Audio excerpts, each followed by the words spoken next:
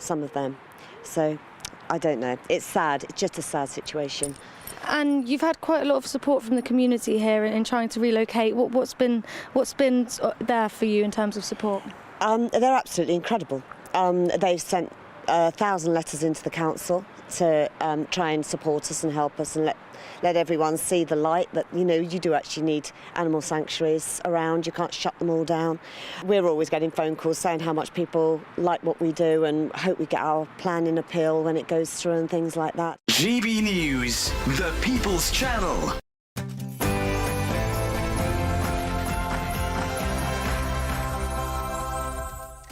Good morning, it's 9:30 on Wednesday the 31st of December, New Year's Eve, live across the United Kingdom. This is Britain's Newsroom with Cameron Walker and Sophie Reaper.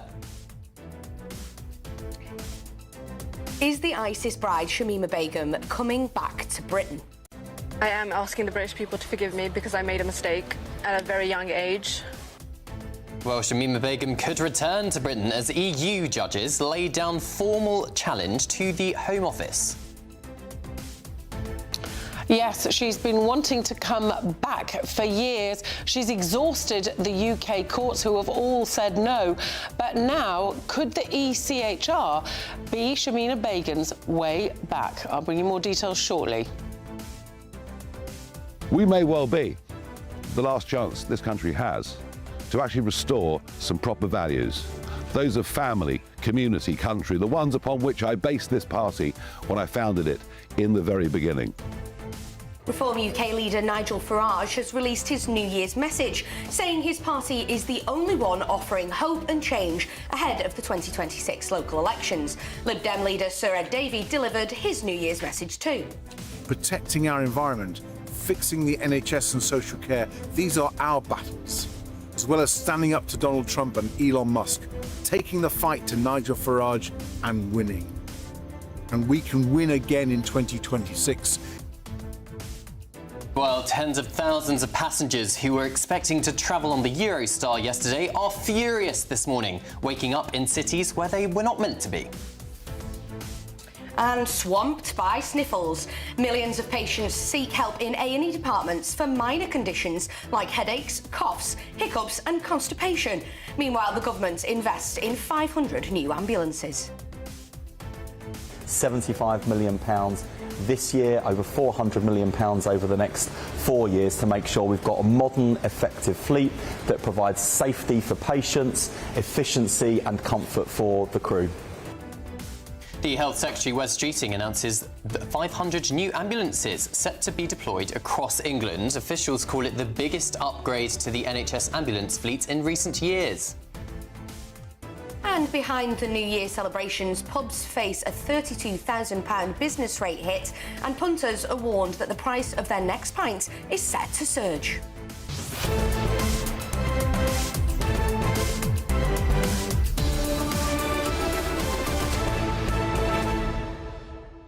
Well, good morning to you on this New Year's Eve, final day of 2025, Sophie. Feels like it's flown by, doesn't it? Yeah, it has. Feels like just yesterday we were here in 2024. I know, it's insane. So much news, of course, has happened, but of course New Year's Eve is a time to think about those all-important resolutions. And Sophie, you had a very unique one, didn't you, this year? I try to do something unique every year because I just got bored of the same usual, you know, I'm going to go back to the gym, I'm going to lose weight, all that stuff.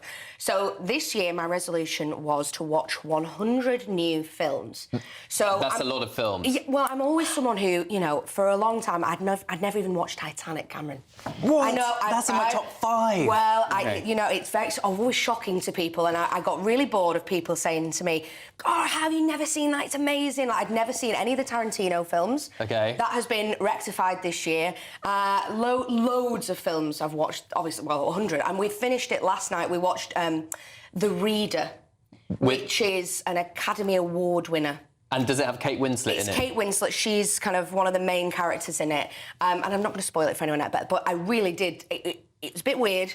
It was one of those kind of, you know, very, very liked by the Academy kind of films. Like, it's really quite contentious in places. Quite edgy. Yes. Exactly. But really good at the same time. So there's been some really good films in there, like Shawshank Redemption. I'd never seen that before. That's a great film. The Green Mile, I'd never seen that before. Yes. So I'm really pleased that I did that. And I think I like the resolutions where it's tangible, and it, you know, you can almost kind of, it's a list that you can tick. Because I just feel like a real sense of achievement at the end of the year. And, you know, you might think that's not a big achievement. It's not like I've, you know, run a marathon or whatever. But it's something that I set myself at the start of the year that I wanted to do, and I've accomplished it. And I think that those are the resolutions that we can actually do, and you know, they don't make anyone feel bad. Well, it was enjoyable as well. You know, it was something that I could do. Obviously, I had my surgery in October. Many of our viewers will know that I was in a full cast, so I wasn't going anywhere. Which has got a boot on underneath this desk. This is what you don't know. Very attractive. But it, you know, it gave me the opportunity to watch loads of new films, and now people,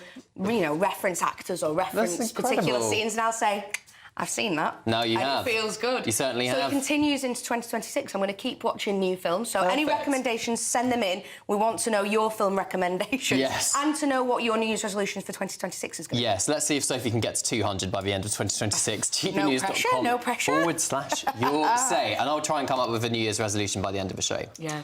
Anyway, the ISIS bride, moving on, Shamima Begum, has had her bids to return to the UK given a new lease of life after European judges ordered the Home Office to justify stripping her of her British citizenship.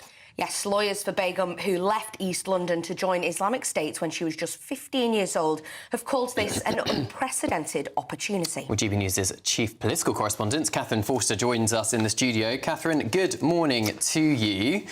I mean, it's going to, I think, annoy quite a lot of viewers if European judges are kind of meddling in the UK border policy and citizenship. Oh, yes. Oh, yes. An unprecedented opportunity. That's what her lawyers are saying this represents, because Shamima Begum, of course, left Britain with two school friends when she was just 15 years old to go and become an ISIS bride in Syria. She married an ISIS fighter. She had 3 children, all of whom died. At the time, she apparently saw people's heads in buckets, said that it didn't faze her, later said that the Manchester bombings were justified, and then a few years on wanted to come back. And Sajid Javid, the then Home Secretary, took the decision to revoke her citizenship because she could have gone to Bangladesh. Potentially. Bangladesh did not want her, so she now is stateless and she's stuck in a camp in Syria. There's been multiple legal attempts through the British courts. I remember going to one of them, sitting through long proceedings. There's a lot of information that actually I think we will never know that was held behind closed doors. But she had exhausted every possible avenue through the British courts. She's not coming back. And now, lo and behold, the European Court of Human Rights are wading into this. They have now formally challenged Britain's decision, and the Home Office must now explain themselves because her lawyers are saying that her human rights may have been breached. Now, this will be something that Shabana Mahmood will have to deal with now, but the Shadow Justice Secretary, Robert Jenrick, has said under no circumstances should Begum ever set foot in the UK again. We don't need a foreign court in Strasbourg to tell us who can or can't come into this country. His message is basically, you chose to go, you need to live with the consequences. Her lawyers would say she was only 15, she was lent upon, she was groomed effectively, and also that she was at very high risk because a friend had already gone, and that the British should have done more to protect her and stop her going in the first place. Now, her lawyers are describing this as unprecedented, so, of course, there is no precedent. We don't know what's going to happen. But what would you anticipate to happen next, Catherine? I think there's going to be an almighty row, and I think viewers watching this will be probably beside themselves, because now about half the population are supporting parties, Reform and the Conservatives, who said that we will leave the ECHR. So let's see what happens. But I think it is very difficult because... and I'm not a lawyer, so I could be wrong, but under international law, my understanding is that you cannot leave somebody stateless. The reason they were able to take her UK citizenship away is because she could have got it through Bangladesh, but Bangladesh want nothing to do with her. So I think it's difficult. But also, I think, thinking about what's happened with Alaa Abdel Fattah, the fact that the British government seem to be indicating that we cannot deport him, we can't strip his citizenship, that's the current line. There are reports that Egypt might decide to revoke his citizenship too, because let's face it, he was a long time in jail, they do not like him, in which case, you know, there's big implications, I think. So, yes, let us see. And just to remind viewers that Mr Al-Fattah is the man who lots of politicians on both sides of the political persuasions were kind of wanting to come back to Britain, having been a political prisoner in Egypt, but then these anti-Semitic tweets arose, correct? Yes, the government were welcoming him. The Prime Minister said that he was delighted. He's got British citizenship through his mother, who was born here. But all of these, as the government now say, abhorrent tweets about him hating Jews, hating the West, hating white people, wanting to kill them, talk of some of the Arabic ones that have been translated, talking about slitting people's throats, really very, very graphic. But nobody seemed to know at the time, which is quite astonishing. For Shamima Begum in this case, what can Shabana Mahmood actually do here? If the European Court of Human Rights kind of orders that what Britain has done is unlawful when it comes to stripping the citizenship of Shamima Begum, is the Home Secretary obliged to follow the ECHR, or can she just ignore it? That is a question that I genuinely do not know the answer to. But I think this is such a totemic case because everybody knows who she was. Everybody remembers the story of these 3 schoolgirls going, and then the pictures that we saw of her, you know, wearing the traditional costume. Now she's there all Western in her sunglasses. I think if the ECHR rule that we have to take her back, it's difficult to see how the government can ignore that. Now, Shabana Mahmood is talking very tough. She's saying we do need to reform the way we deal with certain things and look at various aspects of how we apply Article 3 and Article 8 of you know, European laws on human rights. But I think that there'll be an almighty row.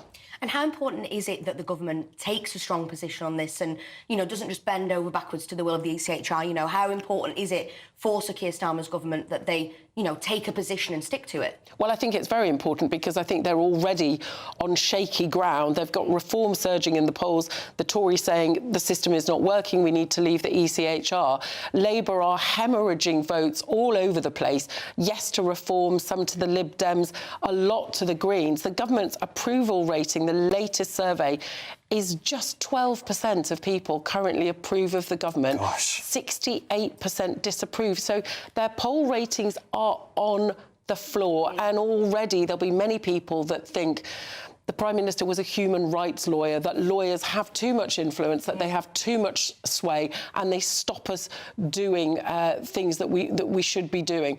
So I think it's important they take a strong line on this, but I think it could be very tricky. It certainly will be. Catherine Forster, thank you for joining us. Now, a Home Office spokesperson has said the government will always protect the UK and its citizens. That is why Shamima Begum, who posed a national security threat, had her British citizenship revoked and is unable to return to the UK. We will robustly defend any decision made to protect our national security. The time is 9:43 and the Queen has spoken about a sexual assault against her this morning during a discussion on violence against women on BBC Radio 4's Today programme. Take a listen.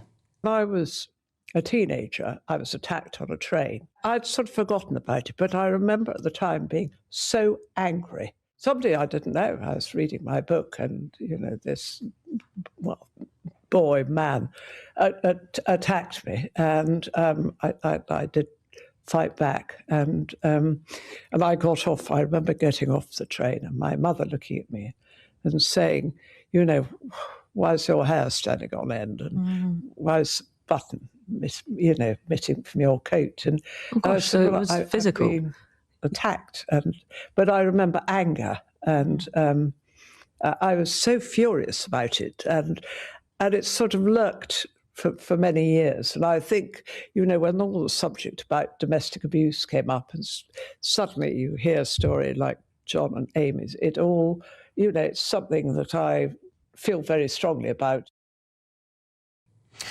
Well, incredibly Very powerful. interesting, isn't it? Yeah, for the Queen to say that on camera and speaking about an assault which she suffered as a teenager, I think it's quite powerful because it has been such a taboo for such a long time, and it's something that the Queen has really advocated for a number of years. She's patron of safe lives and supporter of refuge. She really sees it, I think, as one of her goals to kind of end what she says is ending the epidemic that does not discriminate, i.e. coercive control of violence against women and girls. And this was part of a special edition of the Today programme on Radio 4 with the Hunt family. If you remember, Carol, Louise and Hannah were murdered in 2024 by Louise's ex-partner. So the Queen was speaking alongside Theresa May and the Hunt family to talk about domestic violence. So, yeah, very powerful. Very important as well that key figures like the Queen and like Theresa May, you know, come forward and really do advocate for this kind of thing because, as you say, it's been such a taboo subject for so long. It's so important that, you know, these key figures come out and speak about it. I think that will have a real impact. And, you know, more power to the Queen for speaking so candidly and so honestly about her experience and, you know, how it's impacted her. Well, also, I think it shows that it can happen to anybody, regardless of the position you are in. I mean, obviously, as a teenager, she was not a member of the royal family, but she was still a member of the aristocracy, and she still suffered this assault on a train and actually got rid of a guy by hitting him with the heel. Which I think is brilliant, by the way. Yeah. Absolutely phenomenal. She fought back, and she said, as you heard in that clip there, that she was furious, she was angry. She went to a police officer who happened to be on the train platform, which I suppose some people would argue perhaps is rarer nowadays, but back in the day, we won't get back in the day. Yeah, we won't get into that. But the guy got arrested, and she's clearly been praised for that. And it's the first time she's spoken on the record about this. So do let us know what you think of the Queen's message there, if it was a good thing or a bad thing, because I think she doesn't want to make it about her. She wants to widen out the conversation about a lot of... But I think by bringing it up, it does open that conversation. So I think that's a great way to use her platform. Now, still ahead, political leaders have started their 2026 election pictures, releasing their New Year's messages. We'll be bringing those to you. Up next, we have a real feel-good story for you. A Manchester-based charity called the Spearhead Foundation, who Sophie knows a lot about, has been saved from extinction by your generosity. GB News viewers and listeners, find out about the great work they do for our veterans. But first, if you're in search of some holiday sun, here's the forecast.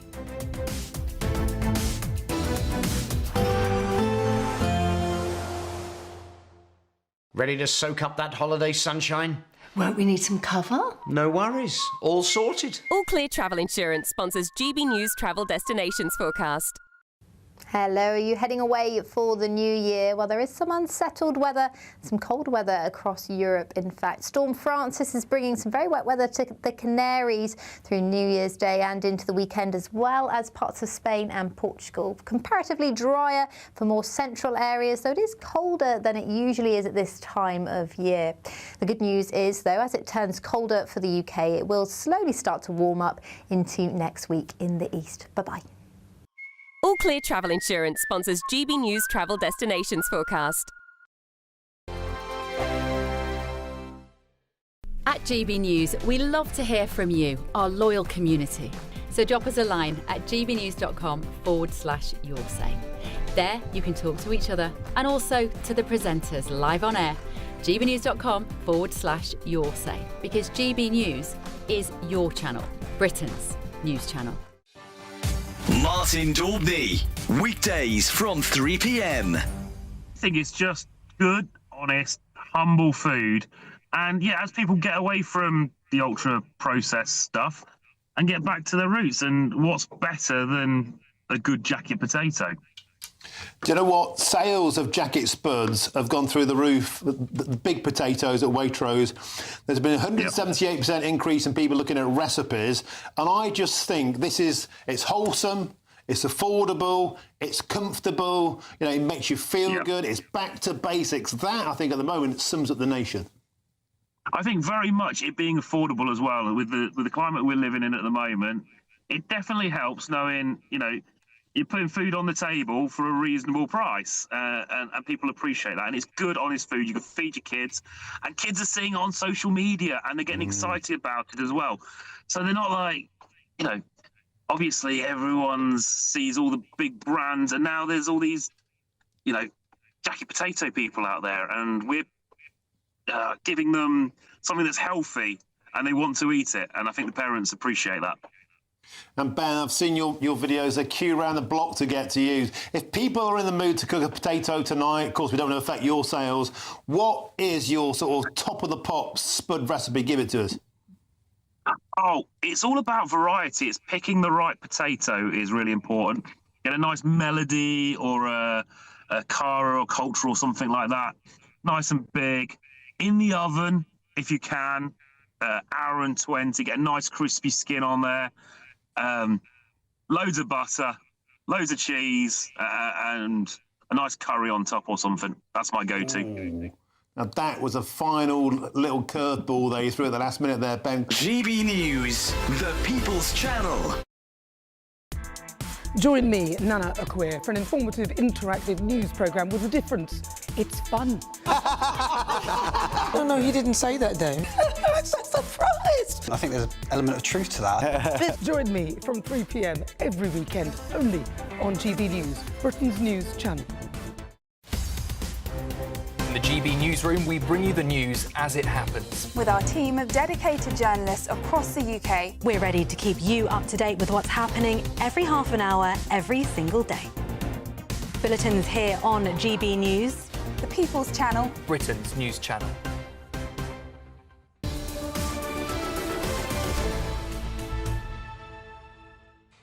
Good morning to you. The time is 9:51 and this is Britain's Newsroom on GB News. Now, a veterans charity has managed to secure the funding it desperately needs to stay open just hours before facing closure. Yes, the Spearhead Foundation, which has been supporting veterans from the armed forces and emergency services since 2018, was at risk after a sudden cut in funding earlier this year. But they managed to raise thousands of pounds to cover the costs of the premises thanks to an incredible outpouring of support from you at home. Indeed. Now, the CEO of the Spearhead Foundation, Craig Monaghan, joins us now. Craig, we've worked together now for a couple of years, haven't we? We've done lots of amazing work, including, we just mentioned there, over 50 grand we raised, our fabulous viewers early this year, to save the charity. But I know you came on a couple of weeks ago, didn't you? And we spoke a couple of days ago and you told me that our viewers had an absolutely massive impact, didn't they? Just talk to us a bit about that and the life-changing impact our viewers have had.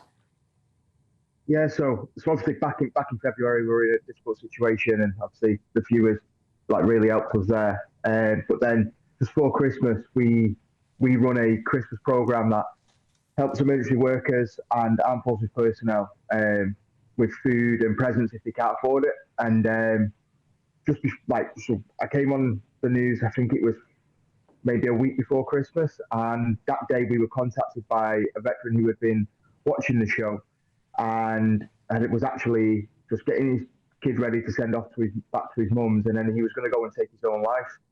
But he seen us on the TV and decided to get in touch and try and get some support. That's incredible, Craig. And next year, 2026, how are you going to be supporting more veterans, and what can our viewers do to support you at the Spearhead Foundation? So next year, throughout the Christmas period, we've identified such a key point in terms of, we're helping people with food over Christmas and presents, but there's such a need. So if we were to base next year off what we've got just for the Christmas period, it would cost us near enough £28,000 to feed every person that we've been supporting. And obviously, normally we stop in January with that programme, and they're left to sort of fend for themselves.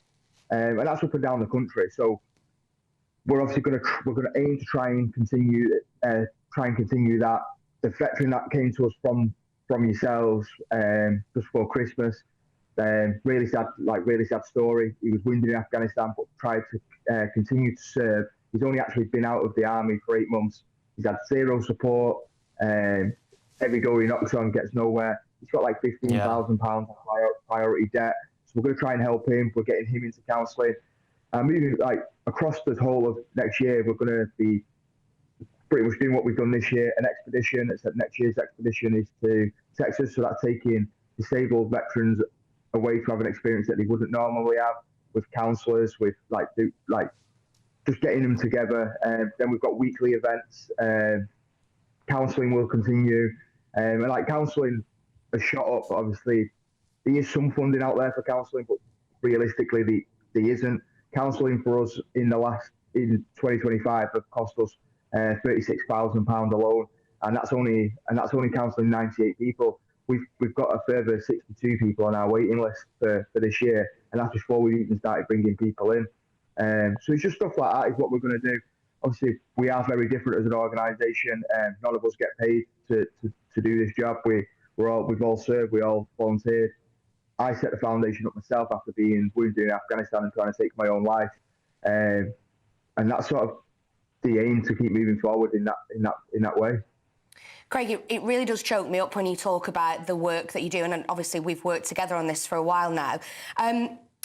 You know, and I'm really proud that we could give you a platform as well, and that our viewers could, you know, do their thing and support you.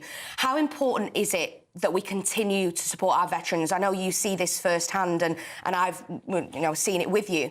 How important is it, and what does it mean to our veterans when, you know, they do get that helping hand from, you know, the Spearhead Foundation and other veteran charities? What does it mean to them? Massive. It's been proved. Like, I think everyone goes down to everyone sees like these massive organisations in the military community that have tons of money, and they're not necessarily, I'm not saying they're not doing a job, but they're not necessarily like, they're not doing the hard yards. They're not going to the community centres. They're not going to the job centres and finding these veterans who are down and out. And it's so important that people like us exist and we continue to get the support and continue to get donations in. It's simply because we can remove that red tape. Just like a prime example is last year we dealt with a veteran who was earning £33,000 a year, but had a disabled child. Or his wife was the main priority carer. He'd been knocked back by every support system there was, because the tape around it was, well, he earns enough money to survive. Craig, thank you so much for joining us, CEO of the Spearhead Foundation, and good luck with everything. Lots more still to come on Britain's Newsroom. Stay with us.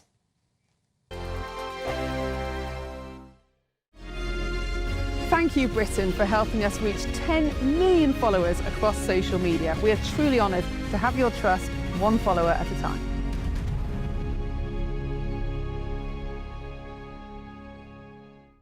This is the latest AI travel news from GBnews.com. Middlesbrough's A174 westbound entry slip from A-Tunnel 44 has emergency drain works, closing one lane.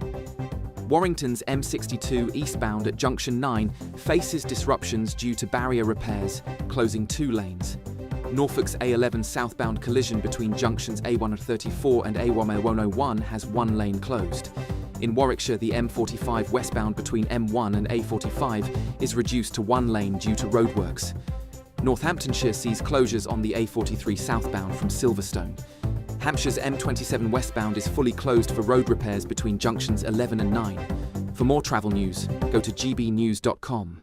We want to make the new year your best year yet, with a chance to win our greatest cash prize to date. A simply stunning £85,000 in tax-free cash could be yours. Treat the family to that bucket list holiday you've always fancied. Get your dream car you've always wanted. Or just relax, safe in the knowledge that the coming year is on us. For another chance to win £85,000 cash, text cash to 63225. One entry costs £2.50 plus one standard network rate message. Or text bonus to 63225. 5 entries cost £5 plus one standard network rate message. Go to gbnews.com/win. Entries start at £2.50. Call 0903 686 3232. Calls cost £2.50 plus your network access charge. Or post your name and number to GB18 PO Box 8690 Derby DE1 9TT. UK only. Entrance must be 18 or over. Lines close at 4 p.m. on the 30th of January. Please check the closing time if listening or watching on demand. Good luck. Mornings don't have to be tiresome, especially if you have the right company. Wake up to news as it happens, opinion and debate, and of course, a little bit of entertainment too. Because when the kettle's on, we're on. That's Breakfast on GB News, a show worth waking up for. Every morning from 6 a.m. Only on the People's Channel, Britain's news channel. We'll spread the news, you spread the word. From the school run to the home run, watch a new show for all of Britain. He can say whatever he wants. A straight talking show where all voices are heard. And, you know, when are we going to stop talking about smashing the gangs and actually do it? With the stories that matter from every part of our country. There's a bit of a crash landing there for your Chancellor. Bold, fearless and standing up for you. That's me, Martin Daubney, 3 p.m. till 6 p.m, weekdays, here only on GB News, the People's Channel, Britain's news channel.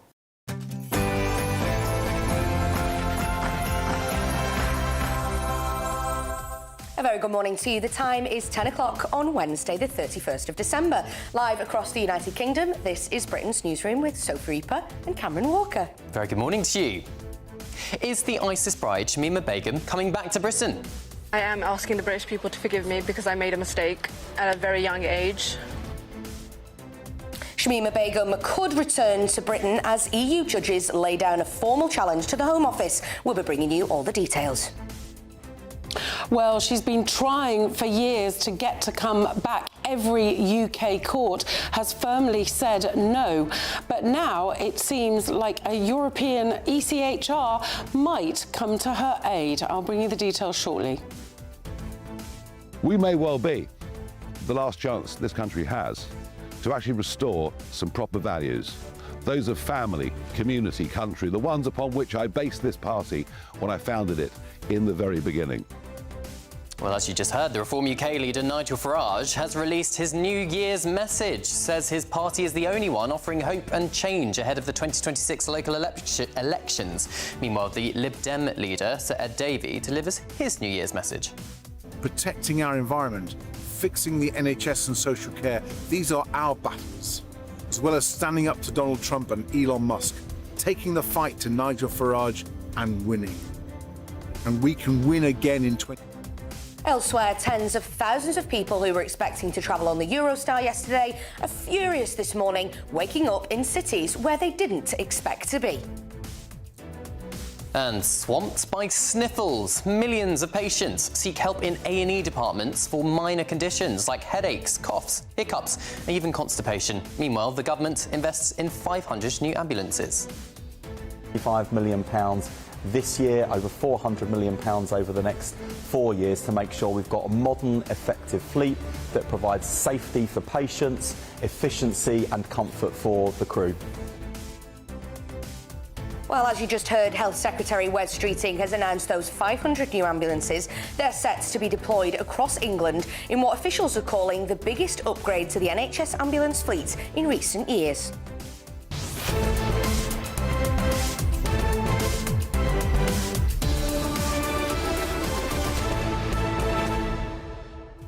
The thing is, Sophie, part of me's like, it's ridiculous if you go to a hospital, to the A&E department with a cough or hiccups or something. But then the question is, can they actually get a GP appointment in the first place? Or do they know how to get a pharmacy appointment? Because arguably, unless you've got a really bad cough for a number of weeks, should you be bothering a doctor with that? The hiccups is the one that sticks for me. Yeah. I mean, over 1,000 people went to A&E this year with the hiccups. And I just think, you know, there's such a simple cure that I learned this year, you know? What is it? Would you like to know? No, because you're going to scare me. No, it's not, okay. Cameron. It's... I watched this, it was on Big Brother, someone talked about it, and it has actually it must been be working legit, for then. me. Oh, okay. No, seriously, okay, it has been working for me. So Go try on, this at home. If ever you've got the hiccups, all you do is to a group of people, so everyone in the studio, I would say, everyone, I've got the hiccups. And then everyone just stands and waits, and then you won't hiccup again. Really? And I genuinely have done that many, many times this year. My boyfriend thinks I'm crazy, but it works. Try that, right? Okay. If you've got the hiccups miraculously now, try it and write it and let us know what you think. But genuinely, that has been working for me. Okay, I'm sceptical. I'm sure there's some actual advice on the NHS website as well, so do check that out. Try the usual ones as well. You could try that. Tip, there you go. I will actually try that. But let us know if you've got any weird hiccup ways to get rid of hiccups or anything else. gbnews.com/you'll-say. First is the news with Sam Francis.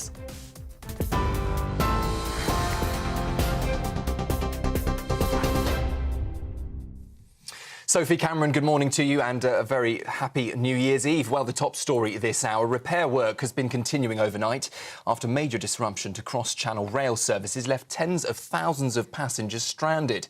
Eurostar says it plans to run all services today, but is warning of possible delays and last-minute cancellations following a power supply fault and a broken-down train in the Channel Tunnel. The shuttle says delays have eased to around half an hour, while the tunnel operator GetLink says engineers have been working to fix an overhead power cable. Passengers, though, are still being urged to check their journeys before travelling. More than 500 new ambulances are being rolled out across England in what the NHS says is its biggest fleet upgrade in years. The £75 million investment includes modern navigation systems and enhanced safety equipment to help crews work faster and more safely. The Health Secretary, Wes Streeting, says the vehicles will improve patient comfort and help ambulances turn around more quickly. £75 million this year, over £400 million over the next 4 years to make sure we've got a modern, effective fleet that provides safety for patients, efficiency and comfort for the crew. Also this morning, a man has been detained under the Mental Health Act after 6 people were injured in an alleged attack at a community hospital in Merseyside. Police say the 20-year-old became increasingly agitated after being denied an appointment at Newton Community Hospital, before continuing to damage property and assault several people with a metal bar. 6 people were treated for injuries, including head lacerations and bruising, but are all said to be in a stable condition. Merseyside police say a police presence remains at the hospital while their inquiries continue. The Queen has paid tribute to racing commentator John Hunt and his daughter Amy, whose family were murdered in a domestic attack last year. Speaking on Radio 4's Today programme, Queen Camila said their loved ones would be so proud of them. She also revealed she was attacked on a train as a teenager, saying the experience left her angry for years and shaped how strongly she feels about domestic abuse. A Cardiff start-up is one step closer to making materials in space, with a factory the size of a microwave now orbiting the Earth. Space Forge is testing a mini manufacturing lab designed to produce ultra-pure semiconductors in zero gravity. Engineers say they've successfully fired up a furnace inside the satellite, reaching 1,000 degrees Celsius. That's hot enough to make high-grade electronic components. The company believes that space could deliver cleaner and more powerfully chips for everything from computing to transport. Britain is listening more than ever, with more than 210 million albums bought or streamed in the UK over the past year. Figures show consumption is up nearly 5%, driven by streaming, vinyl and a British music revival. The biggest album of the year so far, well, it was, of course, Taylor Swift's The Life of a Showgirl, with UK stars including Olivia Dean and Lola Young breaking records at home and abroad. And vinyl's comeback continues, with sales rising now for the 18th year in a row, proving physical music is far from dead. And New Year's celebrations are beginning, with people around the world getting ready to welcome 2026. But if you're heading out to see the fireworks tonight, the message from forecasters, well, it's simple: wrap up warm. The Met Office says New Year's Eve will be cold across the UK, with temperatures hovering just above freezing in London when Big Ben strikes midnight. Most places should stay dry, with clear enough skies for fireworks, but Scotland faces strong winds, hail and blustery winds. And as 2026 begins, snow, ice and gale force winds are set to hit the north, with health chiefs warning that the cold could put extra pressure on vulnerable people. Those are the headlines for now. I'll be back with you, I think, in half an hour. We'll find out. Tune in to GB News Radio wherever you are. Online, on DAB digital radio, on TuneIn, on Radio Player, on Nation Player and on your smart speaker. Just say, play GB News.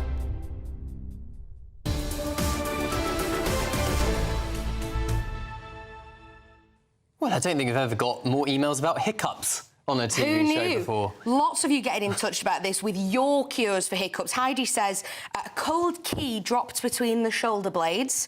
Deborah says, put your fingers in your ears, get someone to assist you to drink a large glass of water, drinking continuously, do not stop. And then Anne said, drink from a cup backwards was a cure for hiccups once upon a time. So lots of different cures. Lots of drinking. Mark says similar, actually, with the water. He says 100% way to stop is to drink a glass of water from the wrong side of the glass. I used to do this. It involves leaning forward, and it is a bit awkward, but the process frees the issues that is causing the spasms. Yes. Someone also asked, with my method, if you had to be in a TV studio for that to work. I can confirm you don't. Okay. It can be done anywhere. So you're fine. That's don't worry. good. Yeah. That's good. But what has sparked the conversation about curing hiccups is that there has been a report out about the number of people that are going to A&E and clogging up A&E departments with minor ailments such as hiccups, coughs, headaches, and all the rest of it. A number of you have been getting in touch on that. Duff says if someone can't get a GP appointment for seemingly a minor ailment, they'll Google it instead, and then they'll probably read that they have symptoms which are far more serious, and then they end up going to A&E. And John also says it's obvious that these visits are a direct result of the of the inability of GPs to get an appointment. Local surgeries are not fit for purpose. It's appalling, is what John says. And it's really interesting, these statistics that have come out this morning. 1,093 people in A&E with the hiccups. Yeah. Almost 450,000 people with a headache. 435,000 with a cough. Is this per year or this year? From the year 24 to 25. Now, of course, we should say, some people will go to an A&E with a cough that they've had for a few weeks, or it might be the start of something really quite serious. We're not saying that you shouldn't see someone if you have some kind of medical condition. What we are saying, though, is A&E is quite clogged already, and the NHS is already struggling. So there are places you can go. Pharmacies, for example, they've become the new front line in recent years. So that is often the kind of place where you could go and get, quicker advice. Rather than sitting in A&E for 8 hours with a cough, you could go to your pharmacist and have an answer within a couple of minutes. With Dr. Ian Higginson from the Royal College of Emergency Medicine, he's been speaking about this morning, and he describes the trend as a symptom of the healthcare system not working as designed, with primary and community services at capacity and often unavailable for those who need it. Well, let us know what you think on that one. gbnews.com/your say. Now, a bit of a gear change now. The ISIS bride, Shamima Begum, has had her bid to return to the UK given a new lease of life. That's after European judges ordered the Home Office to justify stripping her of her British citizenship. Yes, lawyers for Begum, who left East London to join Islamic State when she was 15, has called this an unprecedented opportunity. Well, joining us now is GB News chief political correspondent Catherine Forster. She's here in the studio with us. Catherine, an unprecedented opportunity indeed. Yes, indeed. And if at first you don't succeed, go to the European courts, because Shamima Begum has made multiple attempts to get to come home. She, of course, went as a 15-year-old schoolgirl along with 2 friends, married an ISIS fighter, had 3 children who all died, but said she saw heads in buckets. It didn't faze her, said that the Manchester Arena bombings were justified. Now she says she's sorry, she wants to come home, and the government have been having absolutely none of it. I sat through one of many appeals, but every British avenue has been exhausted. Every court has said no. So now her lawyers are taking it to the European Court of Human Rights. And they say that the Home Office must justify their decision because they say that they believe that her human rights may have been violated. They just say that she was lured, encouraged and deceived for the purposes of sexual exploitation, and that there were a catalogue of failures to protect a child who they knew for weeks beforehand was at high risk because a close friend of hers had gone already to Syria. The government have said that they will robustly defend any decision made to protect our national security. This government and the last one said that they are entitled to leave her stateless because she is a threat to national security. The Shadow Justice Secretary, Robert Jenrick, has said under no circumstances should Begum ever set foot in the UK again. We do not need a foreign court in Strasbourg to tell us who we can or can't let come in to this country. OK, GB News' chief political correspondent, Catherine Forster, thanks for joining us. Now, a Home Office spokesperson on this has said the government will always protect the UK and its citizens. That is why Shamima Begum, who posed a national security threat, had her British citizenship revoked and is unable to return to the UK. And as Catherine said, we will robustly defend any decision made to protect our national security. The time is 13 minutes past 10, and Nigel Farage has used his New Year's message to go on the attack on this government and the previous government's handling of the British Egyptian activist Alaa Abd El Fattah returning to Britain. Yes, the Foreign Secretary, Yvette Cooper, has ordered a review of serious information failures concerning this case. We'll take a listen to Nigel Farage. And if we go on voting for the same old parties, I promise you, nothing will change. Think, just in the last few days, of the El Fatah case. Here's a guy that's come out of Egypt, come back to Britain, who's put out just the most abominable, hateful tweets about killing Jews, killing white people, fighting the police.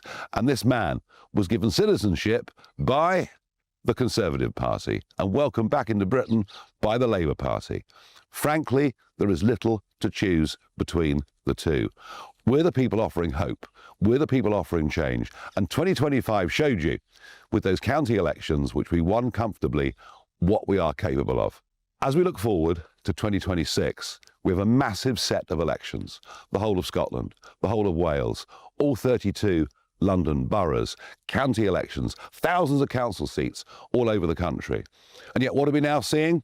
We're seeing a Labour government saying to those councils, if you want to cancel the elections, in some cases for the second year in a row, you can do so. Well, the Lib Dem leader, Sir Ed Davey, has also released his New Year's message, so let's take a listen to that. Protecting our environment, fixing the NHS and social care, these are our battles. As well as standing up to Donald Trump and Elon Musk, taking the fight to Nigel Farage and winning. And we can win again in 2026 in Scotland, Wales and across England to stop Trump's America becoming Farage's Britain and change our country for the better. So from all of us at the Liberal Democrats, I hope you have a happy and hopeful new year. Let's make it a good one. Well, joining us now is politics editor of HuffPost UK, Kevin Schofield. Kevin, good morning to you. Well, they're kind of all the leaders really are using this as an opportunity to kind of mark the start of election campaigning for May 26, aren't they? Yeah, and it's a huge year coming up. It seems to always be a big year coming up, to be honest with you, in politics. But this in particular, the May elections, that is what everyone now is focused on. You heard Nigel Farage there talking about the Abd El Fattah case, which I think could almost have been dreamt up in Reform UK headquarters. It is so perfect for reform. It paints the Tories and Labour in a terrible light and demonstrates, he would argue, why people should consider voting reform. So, but that will be a crunch moment for him as well. It's all well and good being ahead in lots and lots of opinion polls. Putting votes in the ballot box, that's what really counts in politics. And if they manage to carry off a big victory, say, in England, do well in Scotland, perhaps even win in Wales, then they would be well on their way potentially to winning the next general election as well. Kevin, it seems such a shame to me because you'd think a New Year's message from a party leader would be a great opportunity to reflect on what they feel has been a good year for their party, and, you know, to include some nice messages to voters. And instead, all it seems to me is that they just take swipes at the other parties and you know, use it as a bit of a way to bash the other political leaders in the country. And, you know, it just seems a bit not in the spirit of New Year's Eve to me. Maybe I'm naive. Yeah. Well, that's politics, unfortunately. You know, it's not so much about what you're doing yourself, it's trying to do down the other lot. Now, I've been around the block quite a lot of times. I've seen many of these New Year's messages, and they all kind of conform to type. They all try to paint next year as being the most crucial year yet. They say, you know, you've got to vote for us. Forget what's happened in the last 12 months. It's all about the future now. We'll get Keir Starmer's later. We'll get Kemi Badenoch's as well. They'll be quickly forgotten, to be perfectly honest with you. As soon as politics returns as normal next week, they'll be knocking lumps out of each other just as they were before Christmas. And it's only going to get more and more heated and more vitriolic, actually, in the run-up to May. And if those elections are as bad, potentially for Labour, as the opinion polls suggest, then it could get very bloody indeed for Keir Starmer. We've only heard Nigel Farage's and Ed Davey's messages so far. Out of the four main political parties, Conservative, Labour, Reform and Lib Dem, who do you think is the most sincere, perhaps, when delivering these kind of messages? I mean, you pays your money, you takes your choice, really. I mean, there's all politicians, the trick is to appear as sincere as possible to voters. I think it's healthy, I think, to have a healthy dose of scepticism where all politicians are concerned, to be quite honest with you. At the end of the day, it's a popularity contest. They want you to back them when it comes to the next set of elections. Now, it's whether or not you believe what they are telling you, whether you agree with their solutions to the problems the country are facing now. The opinion polls at the moment would suggest, and Nigel Farage says 175 opinion polls on the trot, Reform have been ahead. It looks as though their message is resonating with voters right now. The one thing I will say is, though, there's a very long way to go to the next general election. But if they do well in May, as I said earlier, that would suggest that they're in with a very good chance. Well, Kevin Schofield, politics editor of HuffPost UK, thank you so much for joining us, and a happy new year. Thank you, same to you. Thank you. The time is 19 minutes past 10 and time for the Great British Giveaway now. With 2026 just around the corner, less than 24 hours now, imagine having 85 grand in cash to kick off your new year. Here's all the details. We want to make the new year your best year yet, with a chance to win our greatest cash prize to date. A simply stunning £85,000 in tax-free cash could be yours. Cash to splash on anything you can dream of. Treat the family to that bucket list holiday you've always fancied. Get your dream car you've always wanted. Or just relax, safe in the knowledge that the coming year is on us. £85,000 is the biggest cash prize we've ever given away. It's totally tax-free, which means that every single penny of it will be yours. For another chance to win £85,000 cash, text cash to 63225. One entry costs £2.50 plus one standard network rate message, or text bonus to 63225. 5 entries cost £5 plus one standard network rate message. Go to gbnews.com/win. Entries start at £2.50. Call 0903 686 3232. Calls cost £2.50 plus your network access charge, or post your name and number to GB18 PO Box 8690 Derby DE1 9TT. UK only. Entrants must be 18 or over. Lines close at 4 p.m. on the 30th of January. The winner may be contacted live on GB News, week commencing the 9th of February 2026. Please check the closing time if listening or watching on demand. Good luck.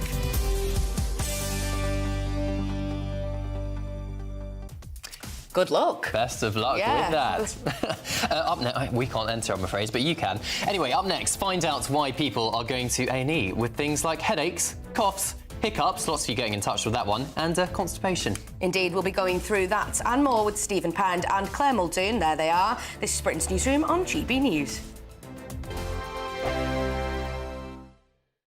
Westminster's full of talk, but out here, it's the real world. Am I allowed to talk now? No, that's it. This is where it matters, real people and real lives. That's what politics is all about. The fact that Trump made a good start, no. Straight answers, no spin, and just a couple of pints. How many fingers have I got up? About 10. So join me for Lee Anderson's Real World every Friday at 7 p.m, only on GB News. The People's Channel, Britain's news channel. Martin Daubney, weekdays from 3 p.m. Well, you're absolutely right. Spot on. I couldn't help feeling that perhaps it was actually just a joke, and they were going to come back in 2 years' time and say, we took you all in. It was, in fact, a joke. Now we're going to produce something more serious, because it's absolutely hilarious and ridiculous. Commercial suicide, I described it as. Well, the individual behind it is no more. What would you like to see from the brand? Presumably not people with asymmetric haircuts in pink dresses with sledgehammers doing precisely zero to do with cars. Well, again, absolutely. You're spot on. I mean, it's just totally unrelated to cars at all. It wasn't even a car in the advert. Jaguar was built on style, and that brought passion for cars. That's what made them different. I remember many years ago, a Jaguar executive in the States saying to me, people say, I like my Mercedes, but I love my Jaguar. It's all about passion. Style engendered that. That's what we've got to have. We need to see a proper, more traditional, stylish, real Jaguar that can build on the brand and heritage of the past. OK, Philip Paulson, I'm going to put you on the spot now. If you're in charge of the next Jaguar advert, what would it look like? As diametrically opposite and different as it possibly could be from what they produced. I suppose, I mean, I live a little in the past, I admit, although I also think I'm hopefully realistic about the current situation and everything, the present. But I'd like to see the heritage shown. Jaguar were not afraid to talk in the past about their heritage. The Le Mans wins back in the 50s, the E-Type in the 60s. This is what added excitement and luster to the brand. GB News, the People's Channel. You want to know what's really going on in the corridors of power? Labour don't know what to do with you half the time, and that makes you quite lethal in the chamber. Get behind the headlines with Chopper's Political Podcast. Join me, Christopher Hope, as I sit down with the great and the good of British politics. We'll see where this ruling takes us. These are the stories shaping our nation. Chopper's Political Podcast, available now on all platforms. Listen in and stay ahead.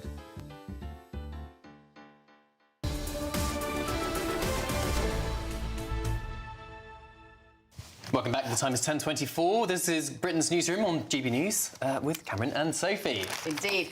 We've got our fabulous panel with us now, Stephen Pand and Claire Muldoon. Good morning. Good morning. To you both. Happy New Year. We like to say that yet. We're still in the Christmas spirit until the Magi arrive, so Merry Christmas. But this is the peak of my year. I've been called fabulous. Oh, wow. Perfect. It's downhill all the way. Was that your Christmas cracker, Stephen? Steady on. We were just talking in the break. We've had lots of people writing in. This isn't one of our stories, but I just want to ask, have either of you got any good cures for the hiccups? Well, knocking back a pint very quickly does tend to work, but I usually find you've got to distract yourself and look like you see a party of political broadcast. The horror. Yes. It puts everything else out of my mind. Just tune in for the New Year's messages, Claire. Drinking out of a glass of water backwards, so it's quite difficult to do. A few people have written in about you that know, one. it does work. Okay. Plenty of years of practice. We're going to be asking everyone this today. Yeah. This is the new topic. But shall we Definitely. get into some of these stories? Claire, Telegraph. Ed Miliband plots £13 billion solar panel blitz to create zero-bill properties. I mean, even just that headline alone, those two words, Ed and Miliband, sent shivers, no pun intended, up my spine. And I quite like those shivers, actually, because I don't want a heat pump. I don't want every single family in this country to have bills in excess of £7,000 to find from the grant from the government a heat pump in the home. And notwithstanding that, Dale Vince, that grand donor of the Labour Party, he thinks it's a mistake himself because he doesn't want people purported into poverty in order to finance this madcap idea. And I've said it once, I'll say it again. As soon as countries like China, Russia, India commit to net zero, then us, as a tiny part of the whole picture, we are not going to make a blind bit of difference. I couldn't disagree more. Honestly, I think the old thing about, you curse the darkness or you light a candle. Gas is cheaper than electricity, Stephen. Hang on a second. China is actually reducing now its carbon emissions. It's actually reducing. The idea that Ed's talking about here is actually people having solar panels. What on earth is wrong with that?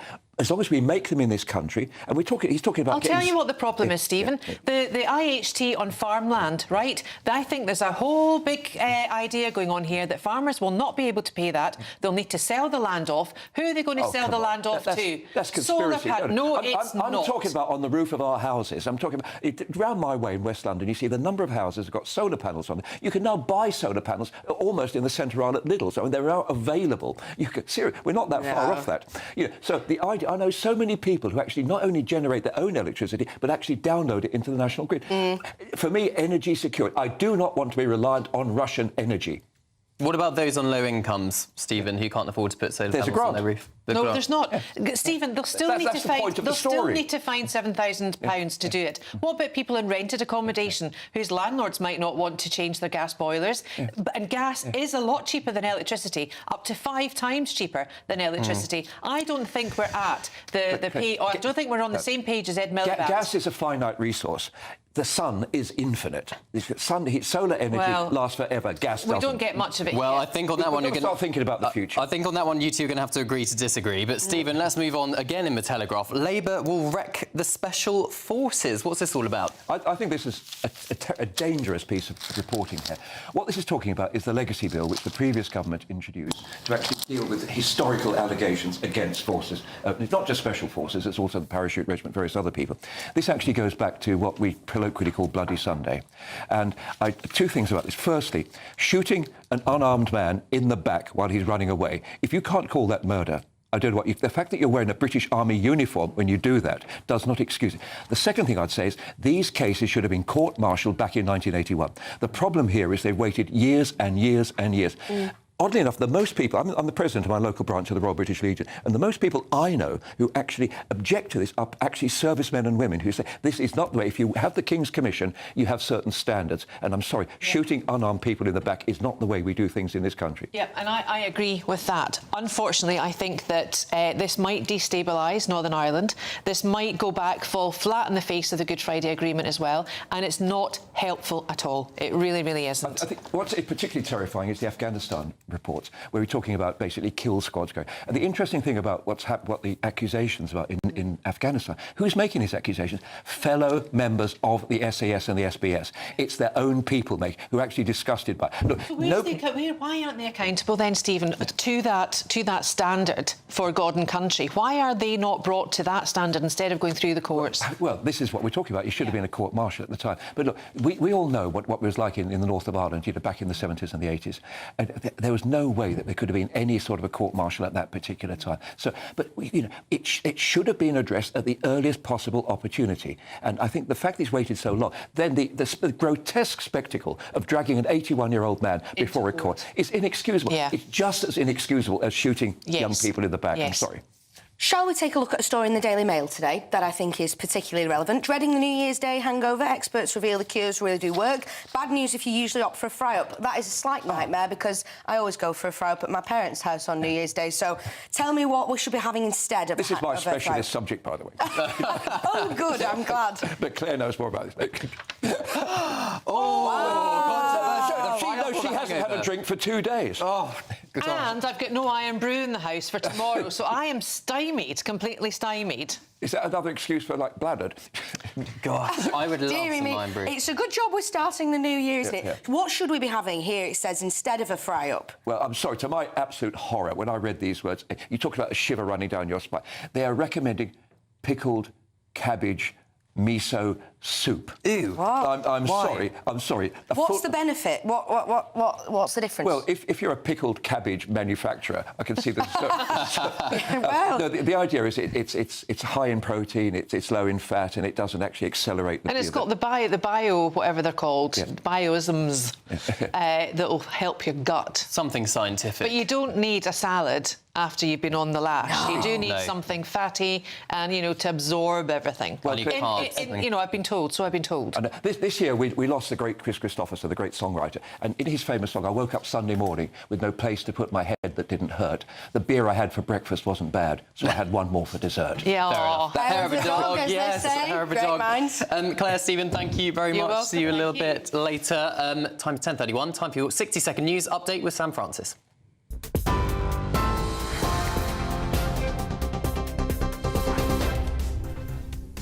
Very good morning to you from the newsroom just after 10:30. The top story this hour. Repair work is continuing after chaos in the Channel Tunnel left tens of thousands stranded.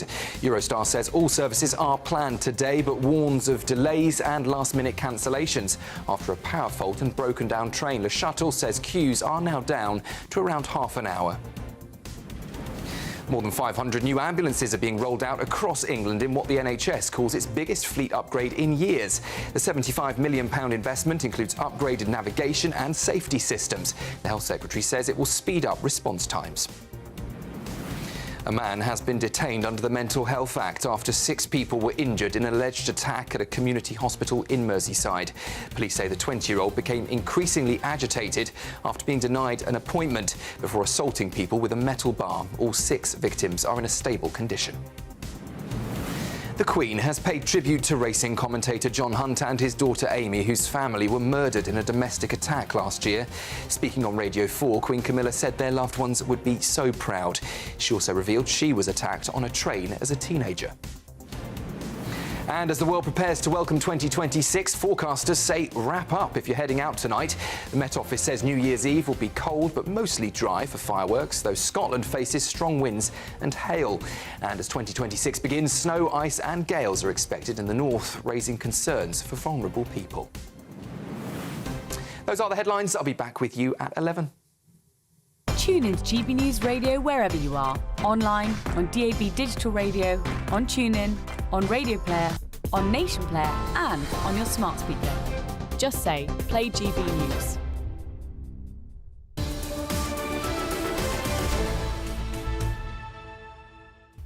There's still lots more to come. Up next, will you be setting yourself a New Year's resolution? Or do you think they're just a load of old nonsense? This is Britain's Newsroom on GB News.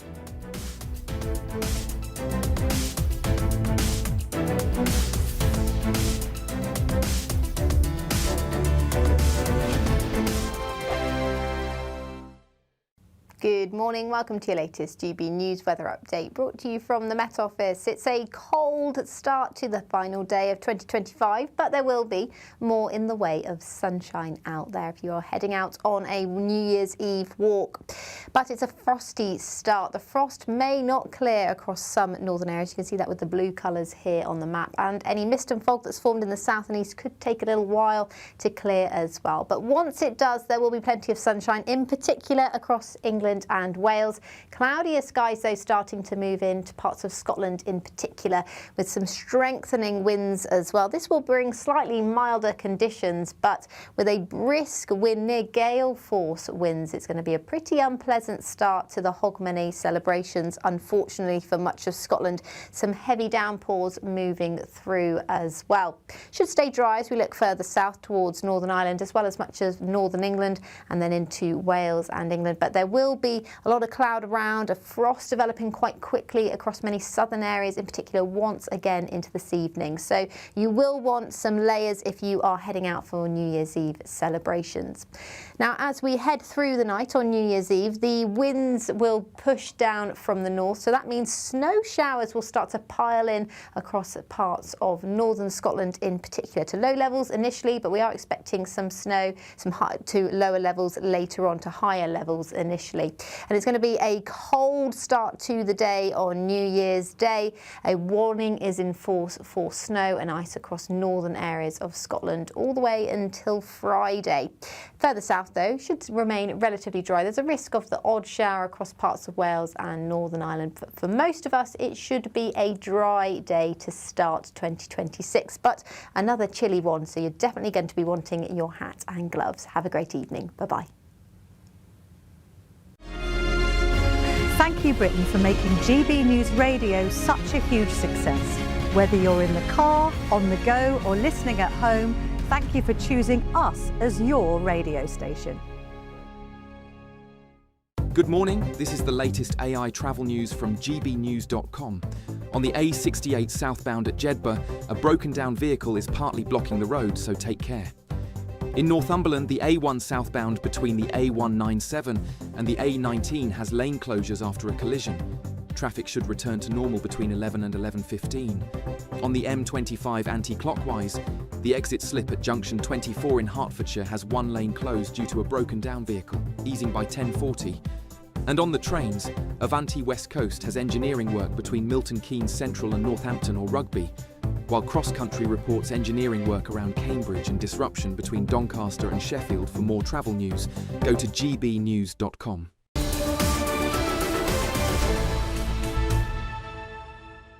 Welcome back. The time is 10:37. This is Britain's Newsroom on GB News with Cameron and Sophie. Indeed. Now, lots of you getting in touch about your New Year's resolutions. We were talking about that earlier in the show. I mentioned, didn't I, about my one for this year, 100 new films. So lots of you have sent in some recommendations. So I just want to read some of those out. John said, films to watch, Captain Phillips with Tom Hanks. I've watched that this year, John. Brilliant film. Highly recommend that. You also said Hacksaw Ridge. That's on my list for next year. That's a great film. Maxine said, I'm one of 10 people in the world who's not seen The Sound of Music. Well, I'm one of the others. That wasn't on my list. I'm off. But no. maybe I should...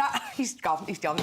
Julie Andrews, icon. Oh, I'm sorry. And then someone said, Sophie, have you seen Gone with the Wind? Another amazing film. That was Linda. I haven't seen that. That was on the list for this year. Was it? But you know what? I got so many recommendations. You just can't get them? There was more than 100. So I'll continue it into 2026. Okay, that's good. But yeah, Gone with the Wind also on the list. Well, something that is on a lot of people's list for New Year's resolutions is getting fit or getting to the gym. Yeah. And every January, without fail, the gym is absolutely rammed and you can't get on any of the machines. No. You can't do anything because it's just so rammed. And you can guarantee that it will tail off by mid-February. Yeah. Every single year. But somebody who might know a little bit more as to how to keep yourself motivated to keep going is life coach Lucia Mizzoni, who joins us now. Good morning to you. Lucia, how do you stop yourself from tailing off in February if you're going to the gym?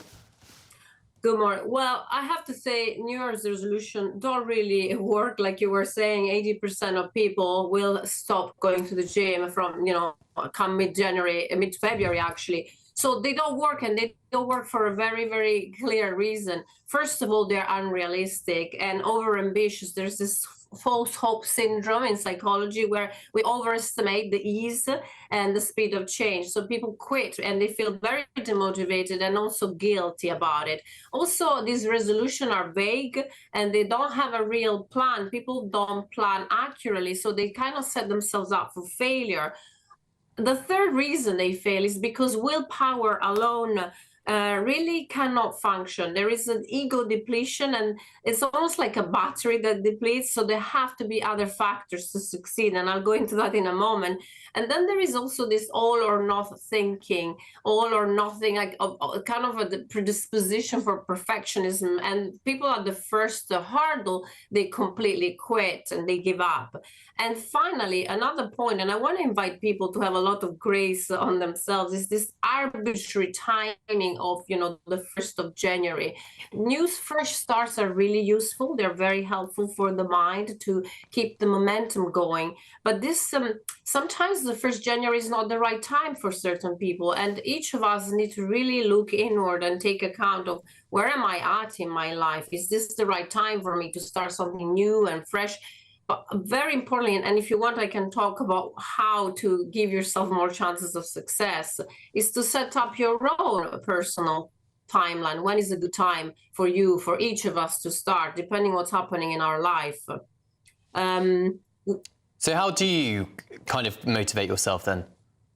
So first of all, it's important to take stock of where each of us is in our life, what matters to us. With my clients, I do some value work, some core primary needs. What do we each need in our life? And when that work is done, that kind of self-reflection is done, then we can make more real, authentic choices and commit to things that matter to us. I talk to my clients about more than resolution and evolution, like what do you want to become? And the first primary thing that can help really significantly is more of an identity shift.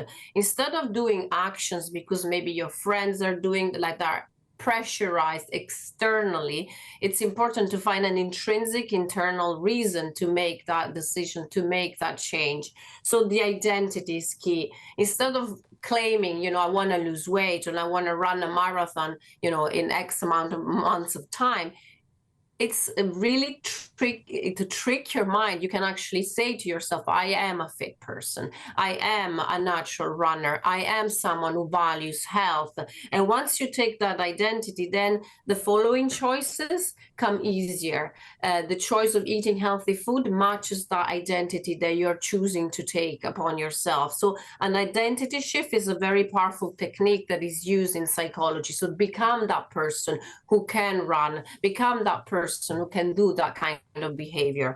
Another thing that I would advise the listeners here is to build little tiny habits. There is a very famous book, it's a bestseller, I don't know if you've heard of it, it's called Atomic Habits by James Clear. And he talks about habit stacking. For example, starting small. Attached to one of your regular habits, like you have a cup of coffee in the morning, you have a cup of tea, attached to that habit maybe a gentle stretch. So piggyback on that habit. Every time I have my cup of tea in the morning, I will do a little bit of stretching, or I will just jog in wherever it is that I am.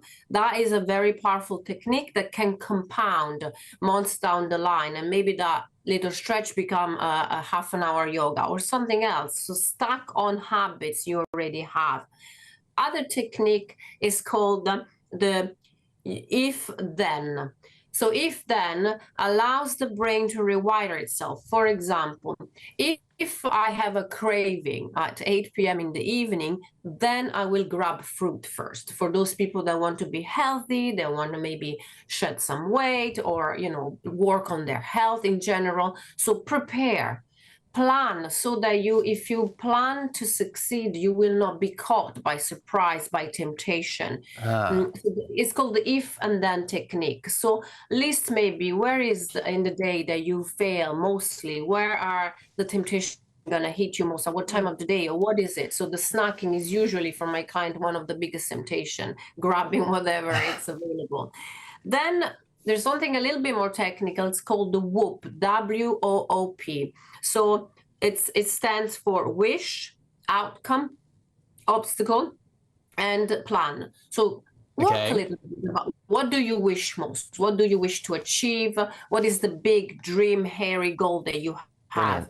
What would be the outcome of that dream? And then what would be the obstacle? I'll give you a very simple example. For example, I wanted to walk my dog every morning. So that was a wish. It wasn't a massive outcome. The outcome was I would be fitter by, after a few months by walking early.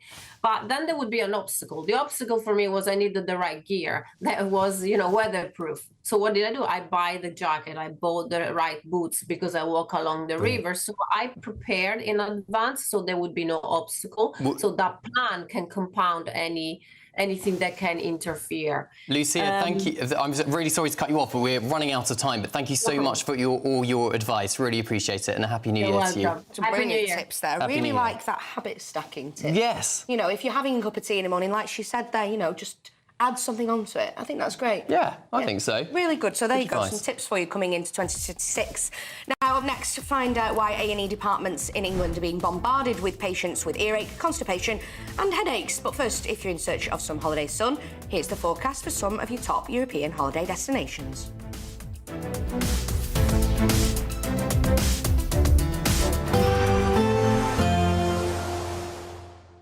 I forecast a perfect holiday in the sun. Weather looking good then? For sure, and no worries about our travel insurance. All Clear Travel Insurance sponsors GB News Travel Destinations Forecast. Hello, are you heading away for the new year? Well, there is some unsettled weather, some cold weather across Europe, in fact. Storm Francis is bringing some very wet weather to the Canaries through New Year's Day and into the weekend, as well as parts of Spain and Portugal. Comparatively drier for more central areas, though it is colder than it usually is at this time of year. The good news is, though, as it turns colder for the UK, it will slowly start to warm up into next week in the east. Bye-bye. All Clear Travel Insurance sponsors GB News Travel Destinations Forecast. Decisions made in Washington aren't just shaping America, they're shaping Britain too. From migration to global security, from crime to health. Whatever happens in the White House today will be felt in your town or city tomorrow. That's why The Late Show is live from Washington, D.C. Cutting through the politics to show you what it all means for Britain. The Late Show live every night at midnight. Only on GB News, Britain's news channel. No matter the state it's in, this is our nation. Join me, Jacob Rees-Mogg, for a genuine, honest discussion on where we have been, where we are going, and where we are with the people who set the direction. Tune in to State of the Nation every Monday to Thursday, 8 to 9 o'clock. Only on GB News. Exciting news. Every Friday, my Patrick Christie's Tonight Show is going to have a twist to it. We're welcoming some special guests. You. That's right, on Fridays I'm going to be doing my show in front of a live studio audience because this show is about you and what you have to say. It's going to be the same big debates, same big topics, same big opinions. But every Friday night at 9 p.m, you are invited to come on down to Patrick Christie's Tonight to be a part of the action. Only on GB News, the People's Channel, Britain's news channel. At GB News, we love to hear from you, our loyal community.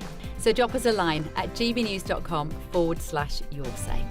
There you can talk to each other and also to the presenters live on air. gbnews.com/yoursay, because GB News is your channel, Britain's news channel.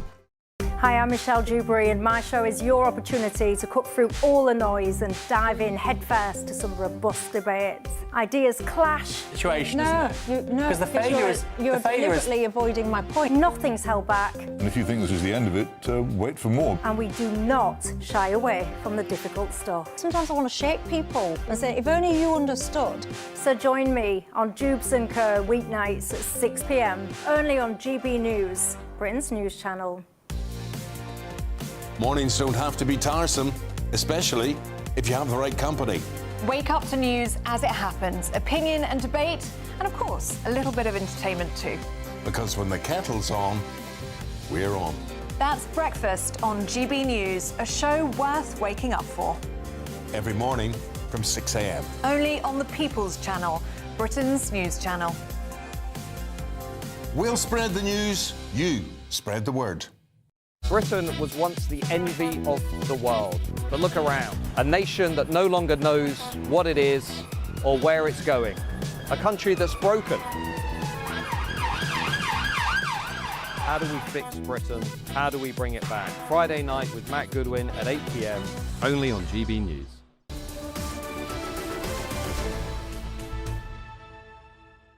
Welcome back to Britain's Newsroom with Sophie and Cameron. Indeed. Now, would you go to A&E with a sore throat?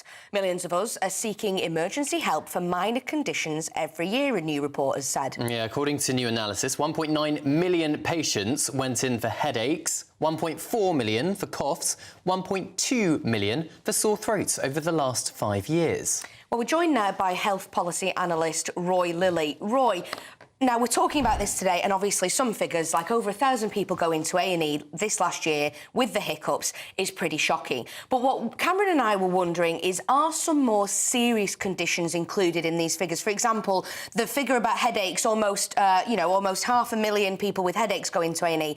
Could it be that people with, severe head trauma could be, lumped into that figure?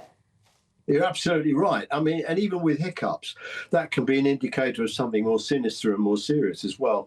I mean, I looked at the numbers this morning. It's 1.9 million, as you say, that over 5 years. And if you do the maths and you divide it by 5 years and then you divide it by 365 days and then you divide it by 200 tier 1 A&E hospitals, you end up with 5 people a day pitching up with in a hospital with a headache. Now, which of those 5 has got a cerebral bleed because they banged their head and forgot about it a week ago? Which one's got a migraine? Which one needs a new pair of glasses? Which one's got is an emotional mess?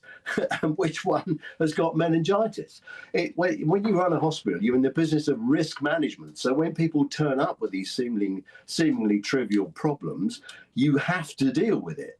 Now, I mean, the hospitals, don't get me wrong, hospitals are very, very cute places. They understand absolutely how to sort the wheat from the chaff, but they still have to do it. And interestingly, I think the root cause of all this is access to a GP.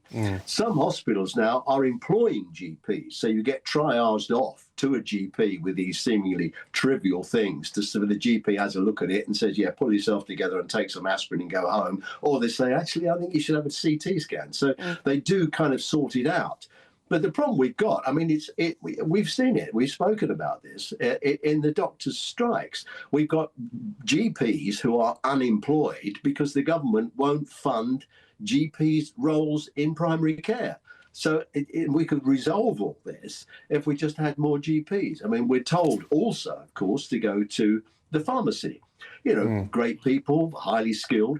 But if you actually look at the numbers on pharmacists, only 8% of pharmacists in England are independent prescribers. So some prescribe some small bits and pieces under what's called directions, but you can park that. I mean, if you go into a pharmacist and undiagnosed, undifferentiated, as they say in the NHS, meaning undiagnosed, a pharmacist may well know what's wrong with it, but he can't help if they can't prescribe. So that's the bit that's missing, the first bit of the front door that isn't big enough. OK, health policy analyst Rob Lilly, thank you very much for joining us. Appreciate it. I mean, it is insane. I mean, we've got lots of experts who are saying all of these figures highlight failure to provide convenient, responsive services closer to home. That's according to Daniel Alcalese from NHS providers. And Dr Ian Higginson of the Royal College of Emergency Medicine describes the trend as a symptom of the healthcare system not working as designed. Absolutely. And of course, you could always ring 111. That is a great way to find out. Now, moving on, up next, you can't go anywhere as we're just minutes away from New Zealand welcoming in 2026 with huge celebrations, so don't miss it. We'll be going there live. This is Britain's Newsroom, Britain's favourite morning show, here on GB News with Sophie and Cameron.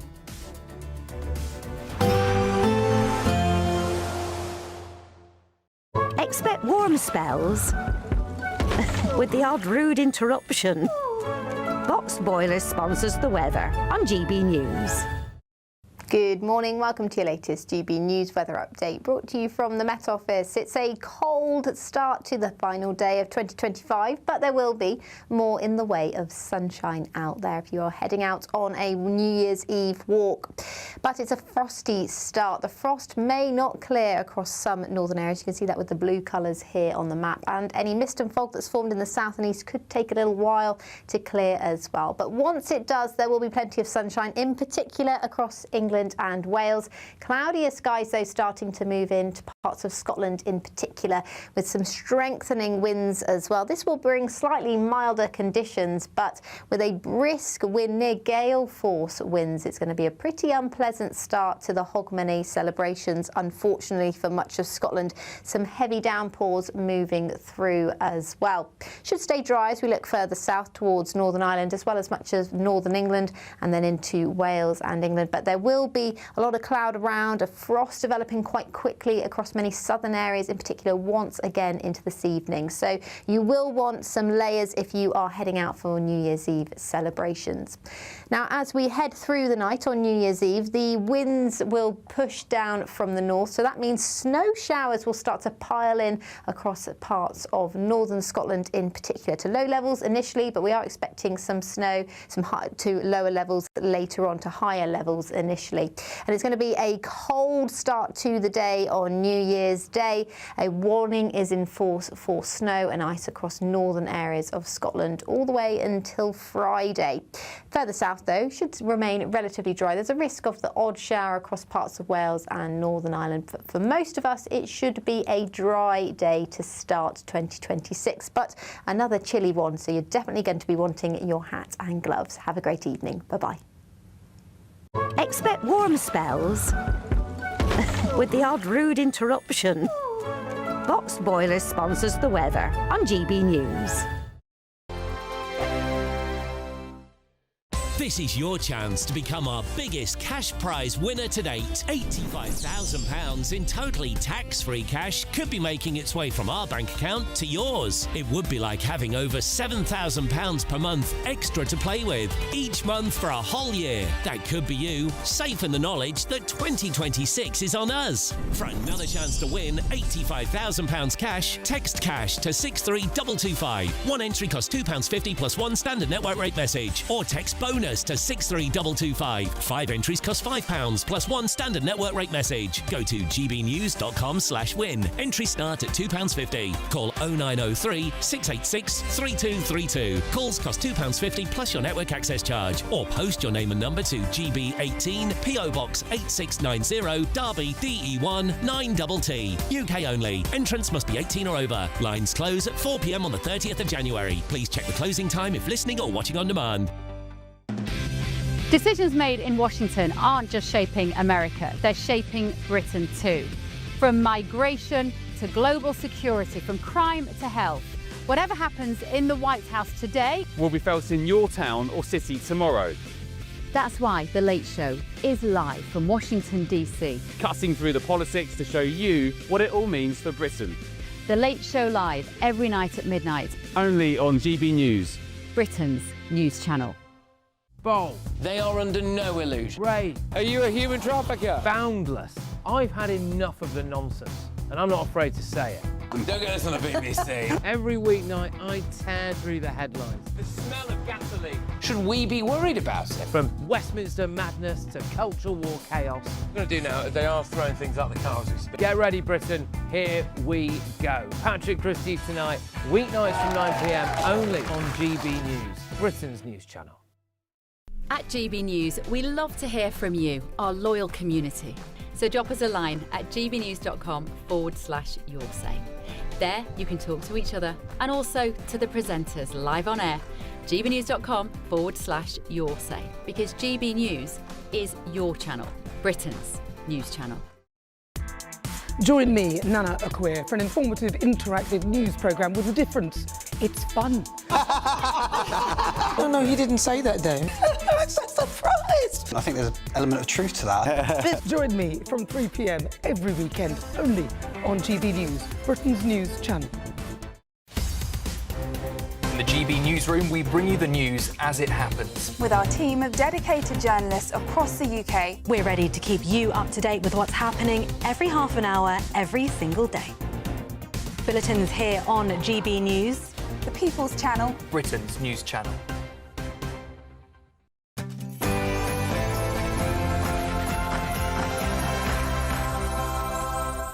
Hello and welcome. This is Britain's Newsroom, live across the United Kingdom on GB News with Sophie Reaper and Cameron Walker. Now, the time is just coming up to 10:59 here in the United Kingdom. In New Zealand, it's 11:59 p.m. Here are live pictures of Auckland in New Zealand, where they are just moments away from welcoming in the new year, 2026. There's going to be a 5-minute fireworks display, we're told, with 3,500 shots from 3 levels on this tower that you are seeing. That's Auckland's Sky Tower that we're seeing there. And we also know that Auckland's Harbour Bridge, they're saying it will come alive with a brand new dynamic light and sound show. Oh, it's all very impressive. I wonder if London's going to mount up to all of this. 500 kilograms of pyrotechnics in a 360-degree pattern, reaching up to 80 metres above the tower. Well, we can see that countdown now. They've zoomed in a little bit, so just under 45 seconds to go. I have to say, I do love this bit. Yeah. I do love, and I love that we get to see all around the world, and it's quite, you know, the UK's quite late on, isn't it? So for the next 13 hours before it's our turn, we get to see all the different places around Asia, and, you know, that it's a nice build-up, isn't it? It is, and what makes me a little bit jealous of New Zealand is that they're in the southern hemisphere, and of course that means they get to welcome in the new year in the summer. Warm, yeah, I was going to say. And just nice weather, whereas we all freeze in a field or on the 10 seconds to go. Shall we just let this count down? Let's see if we can have some audio.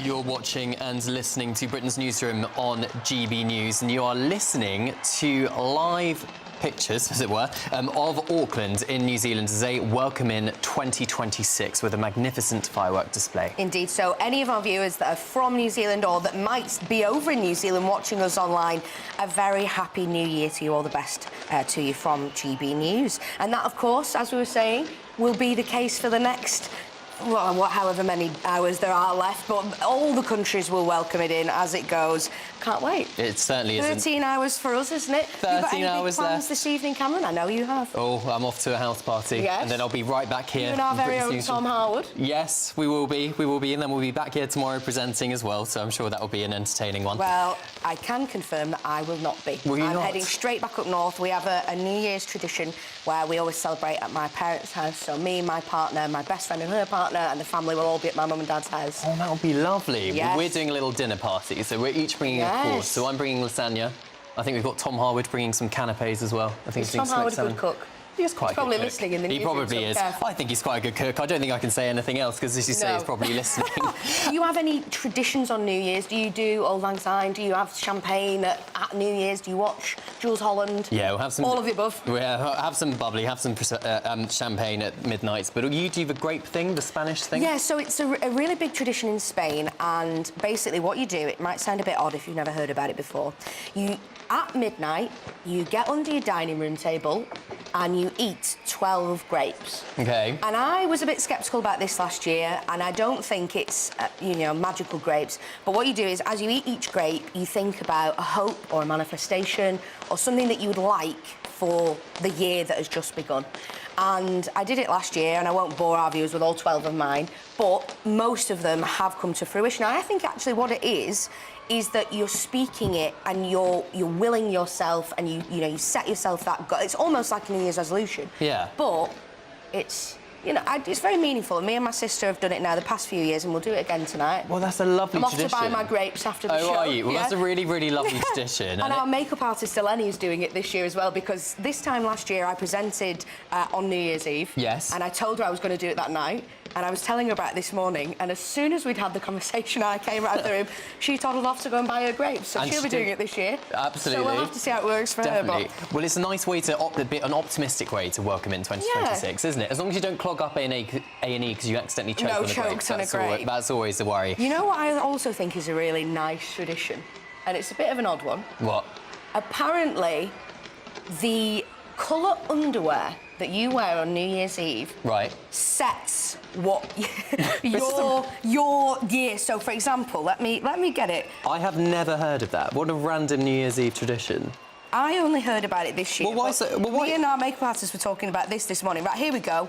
New Year's pants. Oh, that won't load. Apparently, if you wear blue underwear tonight, you will have a year of good health. Yeah. If you wear green underwear, you'll have better luck. Okay. Pink underwear, you'll be lucky in love. Red underwear is romance and passion. God, well, I bet it is. You're wearing pink and red. White is happiness, peace and joy. And yellow is prosperity, a.k.a.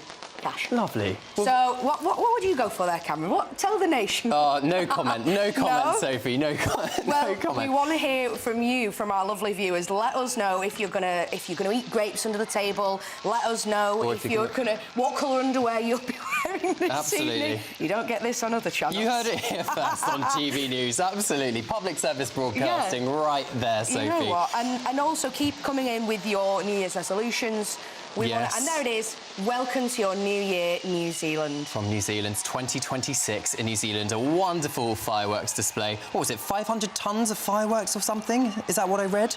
It was 500 kilograms even of fireworks. Wonderful. Well, lots of you getting in touch, I should say. Susan Roper has said, I will raise a glass tonight to friends no longer here, and I think that is a lovely tradition for anyone that you've loved and lost over the years. What a night tonight to reflect on what they mean to you and having lost them. Absolutely. So I love that, Susan. Thank you for sending that one in. Thank you. And just to say, actually, you can ring in the new year here on GB News with a special programme. I think Bev Turner's here, there's Patrick Christie's here as well, a number of our presenters, so do keep tuning in to GB News. Bren's asking, what if you wear 8 pairs of different coloured underwear?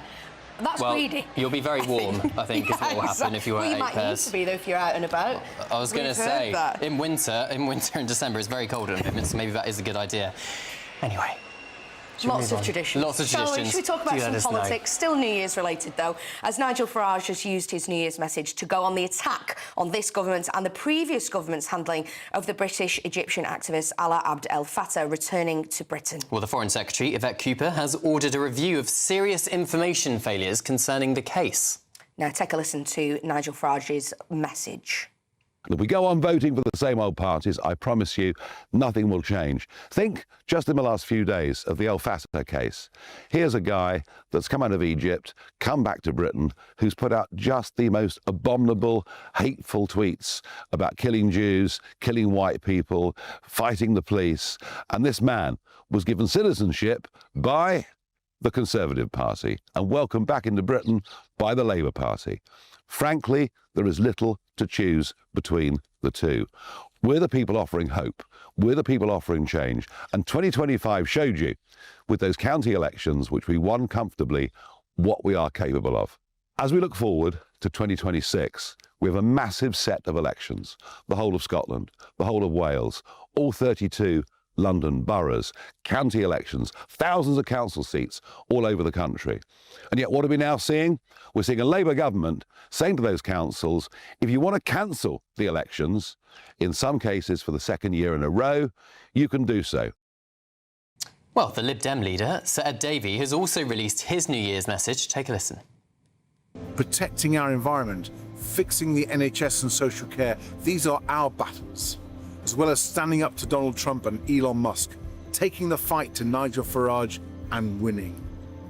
and we can win again in 2026 in Scotland, Wales and across England to stop Trump's America becoming Farage's Britain and change our country for the better. So, from all of us at the Liberal Democrats, I hope you have a happy and hopeful new year. Let's make it a good one. Well, joining us now is Assistant Content Editor of The Spectator, William Atkinson. William, good morning to you. I mean, a lot of these New Year's messages to me sound like they're gearing up for the May 2026 elections.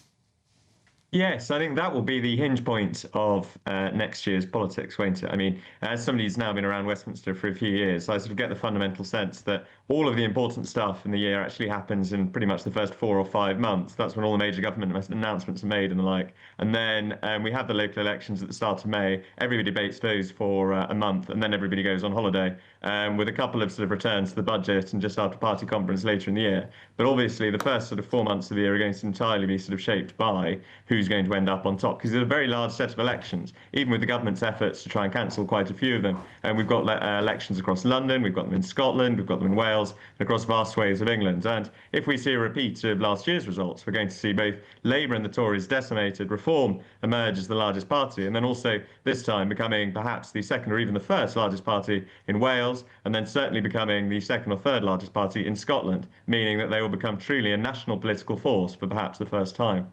Now, of course, William, we haven't heard yet from the leaders of the Labour or the Conservative parties. We're expecting those at 10:30 tonight. We, of course, don't know what's in them. They are embargoed. But what would you expect? Do you think they'll be similar to the ones we've heard from Sir Ed Davey and Nigel Farage? Similar kind of content? Yes, in the sense that it will be a sort of repeat of their party's major talking points. I mean, I imagine from Keir Starmer we'll get the usual snooze fest of any public pronouncement that our Prime Minister makes. But with Kemi Badenoch, and we've actually seen over the last few weeks and months, her sort of media operations become much more professionalised. She can now do an interview without saying something fatally ludicrous. And also she has a clearer set of messages trying to position the Tories as the party that, you know, can be considered credible on the economy in the way that, you know, Reform have cornered the market on immigration. And so I imagine with that she will sort of also reflect on some of the parliamentary successes the party has had over the year, such as putting the pressure on the government over the China spy scandal. But I mean, both of them will, you know, hope to try and put lipstick on a pig, really. You know, I mean, the Tory position has sort of stabilised in the polls, but it's still far down on where it was even on, you know, last year's catastrophic election results. You know, the Labour Party is currently polling it at sort of worst place ever. I think this government is the most unpopular on record. You know, these are hardly sort of good tidings with which to bring in the new year. I mean, quite frankly, you know, the leader of the opposition and the Prime Minister were wanting to wear their green lucky pants, because God knows they'll need it in the year ahead. Yeah, and William, Reform are still on top in terms of polling. What can Kemi realistically do this year to perhaps try and get ahead, if indeed she can? Well, I think it's quite a difficult position for the Tories because they have to rely on Reform making a sort of series of mistakes. I mean, as I say, Kemi has sort of stabilised the Tory position. You know, we saw for most of the year, you know, the Reform share growing as the Tories sort of plummeted from first place in the polls, as they had been this time last year, to third. But I think it really relies on what the government does, paradoxically. I mean, if the government actually does manage to reduce small boat crossings, as well as the sort of recent plummets we've seen in legal migration figures, still at record highs nonetheless, but nonetheless far lower than they were under the Tories, then, should we say, some of the heat will likely go out of the immigration debate, because you're no longer going to be seeing, you know, small boats crossing the channel every single day when you're turning on your television. And that is obviously, of course, the issue that's been most useful for Reform in the polls. But the Tories have a structural difficulty in the same way that Labour do. You know, they were in power for 14 years and the country got palpably worse. Labour have come in and the country's continued to get palpably worse. And so the voters are saying, well, a plague on both your houses. And Nigel Farage has been knocking around politics for 30 years, but he at least has that outsider credibility as somebody who's never actually been in government previously. And he's a figure with almost universal name recognition. So I suppose Kemi's best way of trying to challenge him is just get herself out there, sort of make those arguments about the economy that she seems to be more comfortable with making now, and hoping that Reform slip up. But, you know, that's not necessarily the easiest route back to power in 2029 for a party that, you know, is quite frankly, again, a historic low point. William, of course, over the past few days, we've been speaking a lot about the El Fatah case, and a lot of people saying that was a belated Christmas gift for Nigel Farage and for Reform. It just really feeds into their narrative. we'll be back with politics on the 5th of Jan. Do you think that this is going to be a real talking point? I mean, of course it will, but do you think that Nigel Farage and his team will be really pushing this now?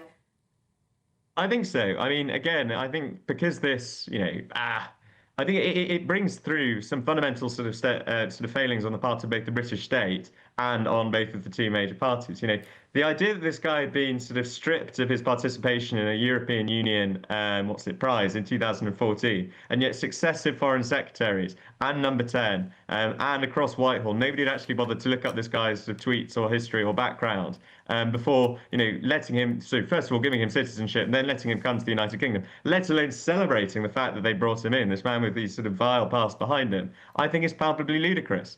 And, it's very difficult for the Tories to make the running on this because it was successive Tory, it was Priti Patel as Home Secretary who granted him citizenship, and then successive, Tory Foreign Secretaries, including Liz Truss and James Cleverly, who advocated for trying to bring him to the United Kingdom. So in some ways, what Labour have done is merely a culmination of what the Tory policy had been. And so, so I think Farage will try to make the hay with this. But I think, quite frankly, we have a government that seems incapable of going 2 or 3 days without generating a new scandal for itself. So I have every faith that by the time politics properly resumes in the new year, there will already be some sort of appalling scandal that's already overtaken from this one.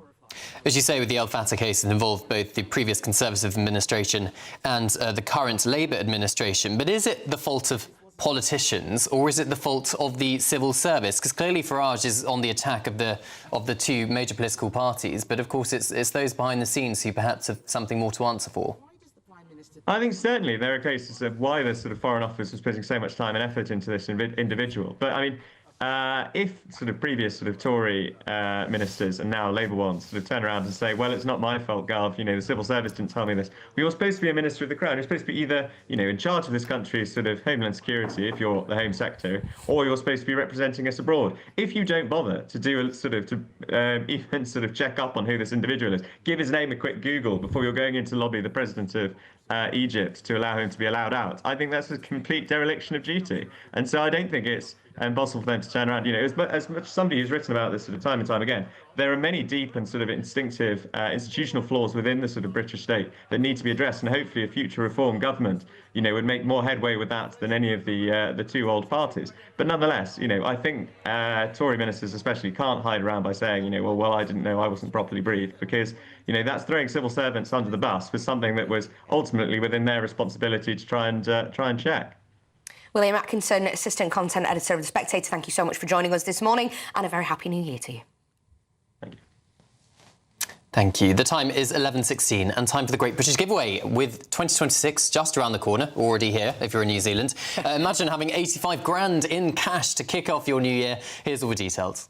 We want to make the new year your best year yet, with a chance to win our greatest cash prize to date. A simply stunning £85,000 in tax-free cash could be yours. Cash to splash on anything you can dream of. Treat the family to that bucket list holiday you've always fancied. Get your dream car you've always wanted. Or just relax, safe in the knowledge that the coming year is on us. £85,000 is the biggest cash prize we've ever given away. It's totally tax-free, which means that every single penny of it will be yours. For another chance to win £85,000 cash, text cash to 63225. One entry costs £2.50 plus one standard network rate message, or text bonus to 63225. 5 entries cost £5 plus one standard network rate message. Go to gbnews.com/win. Entries start at £2.50. Call 0903 686 3232. Calls cost £2.50 plus your network access charge, or post your name and number to GB18 PO Box 8690, Derby, DE1 9TT. UK only. Entrants must be 18 or over. Lines close at 4 p.m. on the 30th of January. The winner may be contacted live on GB News, week commencing the 9th of February 2026. Please check the closing time if listening or watching on demand. Good luck.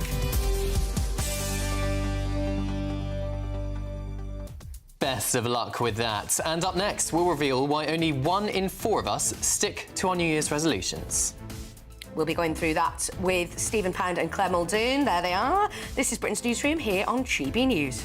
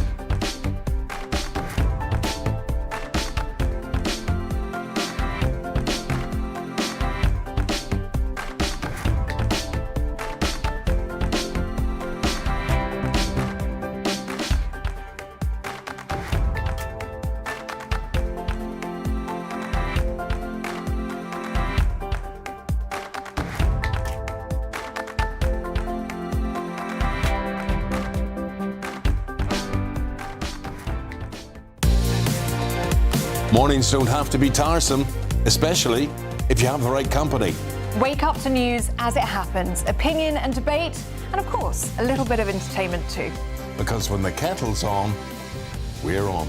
That's Breakfast on GB News, a show worth waking up for. Every morning from 6 a.m. Only on the People's Channel, Britain's news channel. We'll spread the news, you spread the word.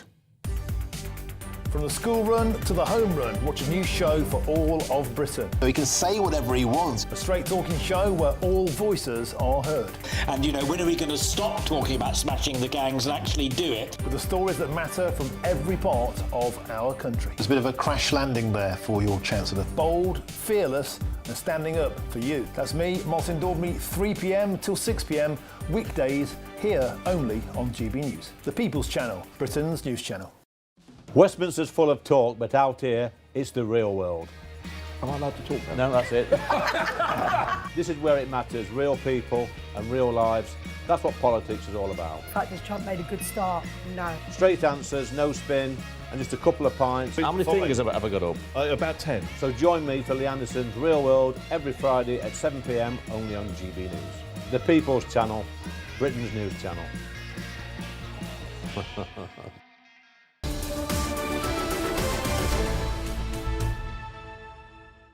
Welcome back to Britain's Newsroom. Time to go through the papers with Labour Party politician, or former Labour Party politician, Stephen Pound, and promoted you again then, and broadcaster and journalist Claire Muldoon. Hi. Hello. Where are we starting this hour, team? Daily Mail, new council houses to be built for asylum seekers. Yeah, I mean, you have to ask yourself, Sophie, why now? Why is this story being leaked now? Is it because the government are now facing a really, really bad news story that's covered the entirety of the newsrooms, entirety of the newspapers, and that of El Fatah? And now they've announced that thousands of council houses are to be built for asylum seekers. I'm deeply uncomfortable about this because we have got more than enough people who are falling through the cracks, families, dissidents, other people who have just absolutely fallen into destitution through poverty, through no help, through no will of their own, and they're homeless.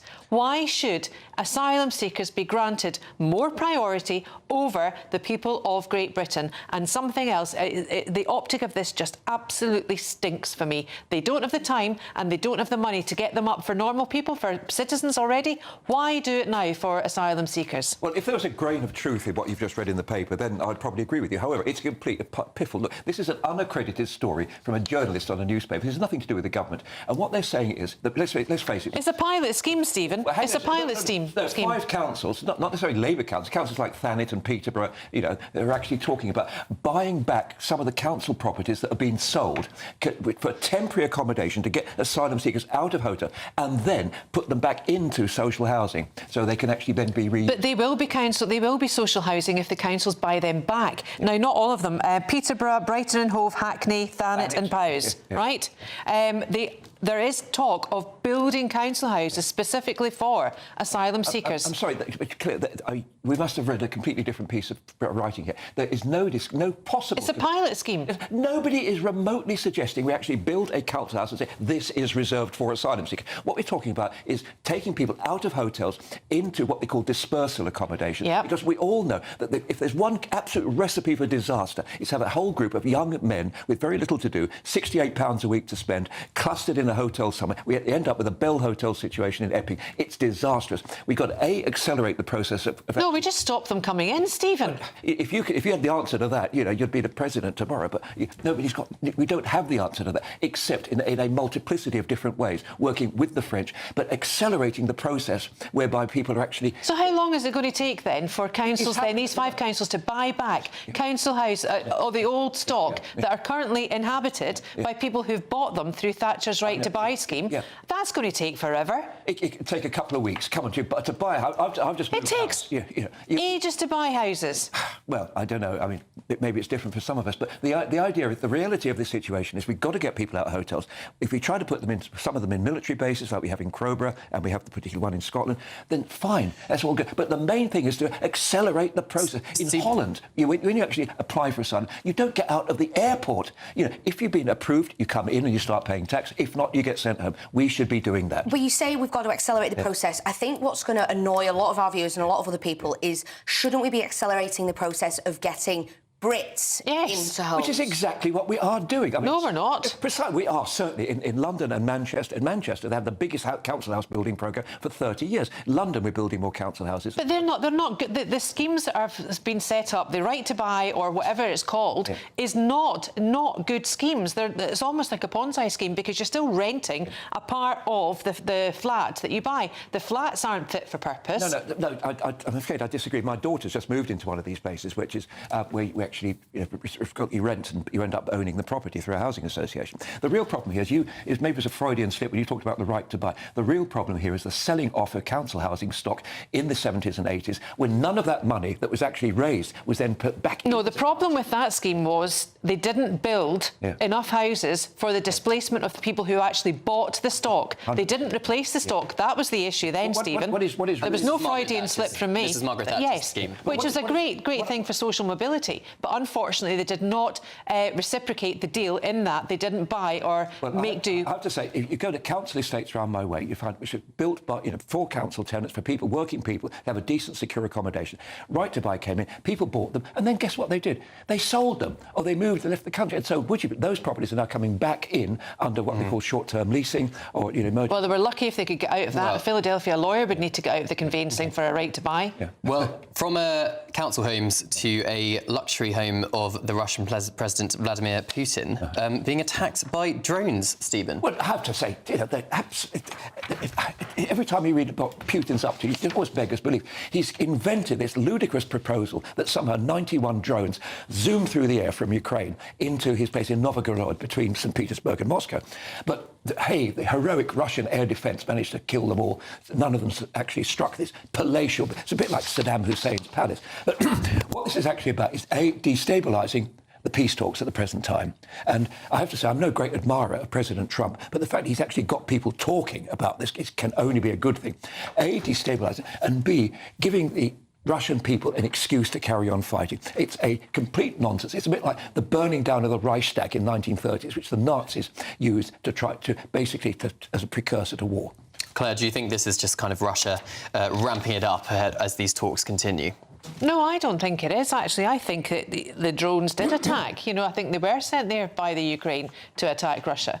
And I think this 5% hurdle that they're going to have to try and cross over in terms of peace talks between America, Russia and the Ukraine, that's going to be the stumbling block. And you can get as many messages out or as many headlines out, like using drones or this, that and the next thing. This is completely immaterial to actually what's happening with the peace talks. And I hope and trust in God that these peace talks happen sooner rather than later, so everybody can get on with their lives. But the reality is, if 91 drones were launched at Novgorod, not one of them got through. I'm sorry, one of them at least would have got through. Look what happened to them. We've got a huge amount of data, particularly in Israel-Palestine, where we actually know very much about the statistics of the liability and the probability of drones coming through. We know that Ukraine has a very sophisticated drone program. They actually blew up at one of these false flag tankers in the Mediterranean a couple of weeks ago. But you can't tell me that 91 drones were launched at a place and not one got through. So there's not one piece of damage there. I'm sorry, to me, this stinks. It looks like a complete false flag operation. I'm just surprised that the Russians didn't go and blow a bit of it up themselves. Should we look at this story in the Telegraph? Breaking news from the Met Office. Wear extra layers when it's cold. Shock. Mind-blowing news there. So what do we think? Where do bears go to the toilet? I'm sorry, talk about Department of the Flipping Obvious. Yeah. You'll be telling us that the Pope's a Catholic next. It's outrageous. Really? Anyway, yes. Why are they doing this? Why do they need to do this? Because no one can afford a pump. That's why a pump heater. Excellent segue. Very nice. No, they're saying that the forecasters are predicting biting winds and showers across the country during the day. Yeah. Well, what else is new? Well, I have to say, I was thinking of wandering out in a T-shirt and Speedos. I mean, thanks to this... Deary me.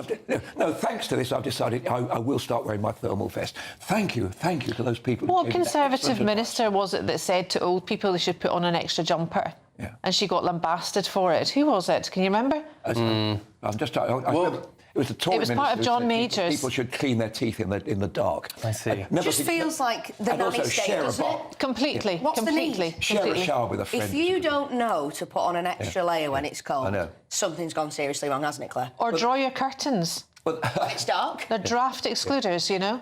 I think it's actually nature's way of thinning out the population. If you're so thick that you go out in a Tista T-shirt, then it's on your own head. Yeah, but this biting winds, I mean, it only says here for the west and north-west of England. What about Scotland? Typical. Scotland is cold a lot of the time and it's drank and dreary. You know. It's ridiculous. Tony Maguire. Yes. Shall we take a quick look at a New Year's resolution? He's talking to be Cameron there. Yes, exactly. 73% of Brits believe the whole concept is old-fashioned and outdated. Yep, here. A particular New Year's resolution you're doing this year? No, Claire, not for you? Not for you? No. Oh, I got I'm perfect, you see. It's very hard to be humble when you're perfect in in every way. You're like Mary Poppins. If only Nanny McPhee, I think you'll find. Stephen? Firstly, I've been wrestling with the length of my parsnips this year. And It's not a euphemism, my dear, I hope. That's not a euphemism. Go on. My parsnips are so stumpy, I'm determined to get a longer parsnips this year. Are you a keen gardener, please? Have you got an allotment, Stephen? Say you've got an allotment or something. Yeah, exactly. Yeah. But the other thing is, get better at walking football. But on a slightly serious note, I am so depressed by the mess and the dirt and the state of this country at the present time. My New Year resolution, a whole group of us in a... Clear out the Labour government? No, a group of us are in the pub, in a meeting place the other day, and we decided that what we do as a New Year's resolution, we'd be going litter picking, back the grass on the edge of the canals. That's a nice I'm not being holier than... No, doing things that the local authorities should be doing. Let's get this country looking clean, fresh and sparkling. It'll lift everybody's spirits. And if everyone did something like that, I think that would have a genuine impact. Yeah, so it definitely would. I think it would. For that. Yeah. Yes. I'll see you out by litter picking. I'll let you have one of my parsnips. Perfect, thank you. We're making nice parsnip soup or something. I am a big fan of New Year's resolutions. Did you hear my one from this year? No, what is it? 100 iconic films I'd never watched before. I've watched this year and I completed it last year. And what was your favourite? 100. Oh, I can't pick my favourite. There's been so many. I mentioned... I didn't enjoy Cinema Paradiso? Shawshank Redemption, I have to say. I can't believe you haven't seen that before. I hadn't seen it, and there's been so many that people really hyped up to me, and I just was like, oh yeah, it's good, it's okay. But The Shawshank Redemption, so many people said, that is amazing. I thought you could never live up to it. And it really did. But a film that Sophie hasn't seen, The Sound of Music. What have you been doing with your life? I'm adding it to the list after our lovely viewer wrote in about it earlier. Perfect. I'm constantly chastised for my lack of film knowledge. Culture. So that's why I did something about it. Culture. Well done, Sophie. I'm doing something. It's also slightly difficult for those of us who are educated by nuns, seeing this incredibly attractive Julie Andrews. In 1965, I'm sure she still is now. To Sister Philomena in my school, I can tell you. Stephen, Claire, thank you very much, and a Happy New Year to you. Happy New Year. Yeah.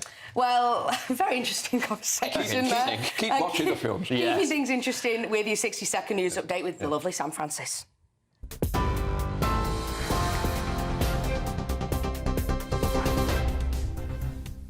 Very good morning to you, 11:32. The top story this hour, repair work continues after chaos in the Channel Tunnel left thousands stranded. Eurostar says all services are planned today, but warns that delays and last-minute cancellations are to be expected. The shuttle says queues are now down to around half an hour, but passengers are still urged to check before travelling. More than 500 new ambulances are being rolled out across England in what the NHS calls its biggest fleet upgrade in years. The £75 million investment includes upgraded navigation and safety systems. The Health Secretary says it will speed up response times.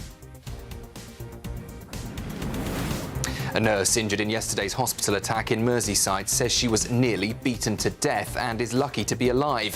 28-year-old Meg Lynch was struck with a metal bar at Newton Community Hospital. Police say a 20-year-old man has been detained under the Mental Health Act, with all 6 victims now in a stable condition. The Queen has paid tribute to racing commentator John Hunt and his daughter Amy, whose family were murdered last year. Speaking on Radio 4, Queen Camila said their loved ones would be so proud, also revealing she was attacked on a train as a teenager.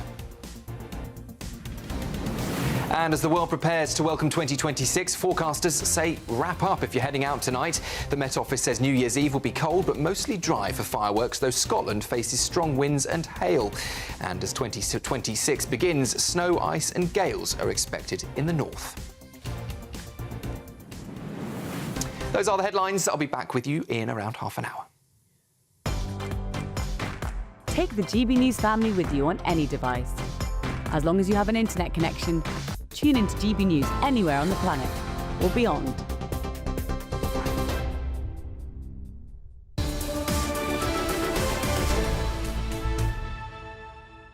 Well, coming up at midday is Good Afternoon Britain with Tom and Nana. Good morning to you both. Good morning. Do you have New Year's resolutions? Good night and Happy New Year if you're feeling particularly Kiwi. Yes. I've been loving looking at New Year coming in at the other side of the world. I mean, what a remarkable thing. We're looking at some more New Year fireworks on our programme. Sydney will be getting.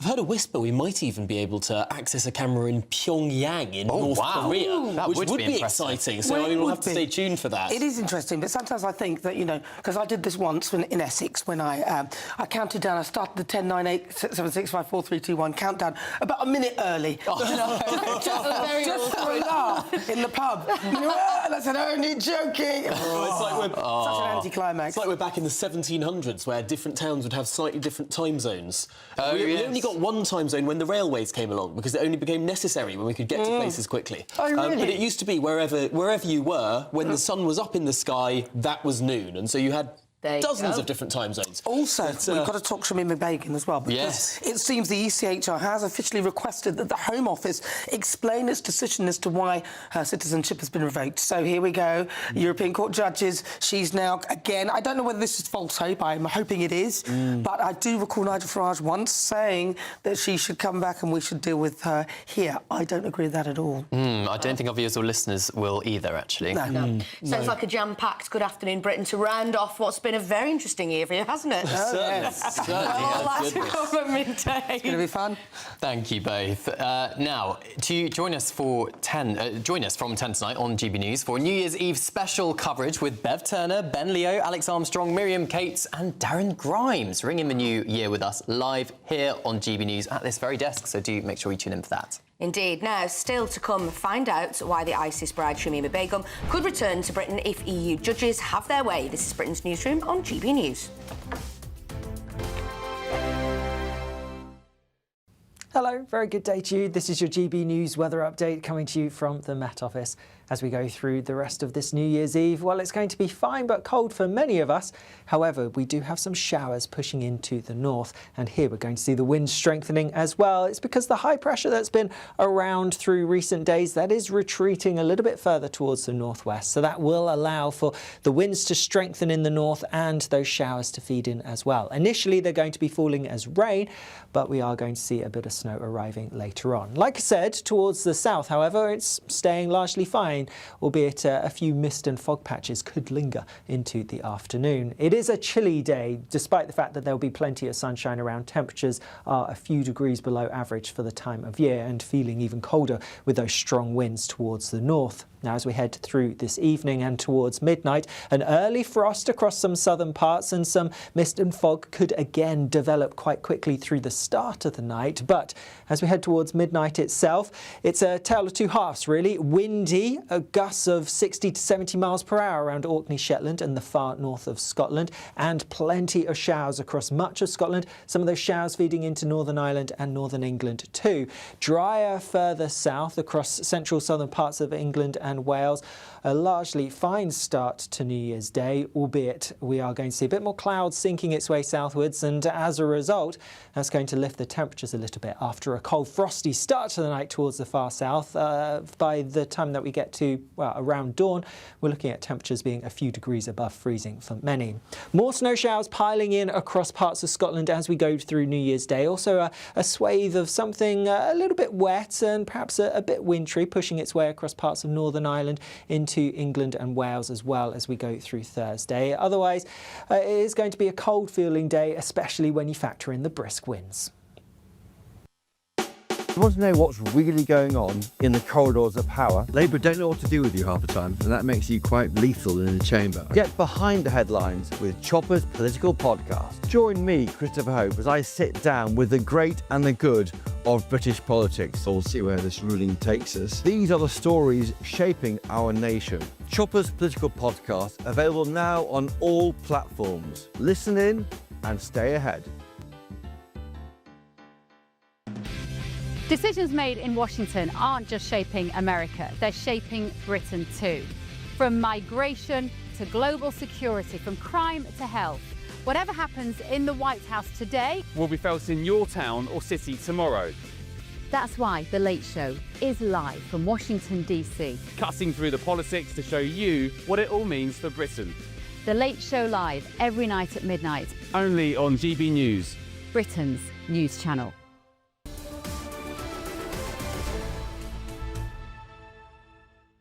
Welcome back, and the time is 11:39. The ISIS bride, Shamima Begum, has had her bid to return to the UK given a new lease of life after European judges ordered the Home Office to justify stripping her of her British citizenship.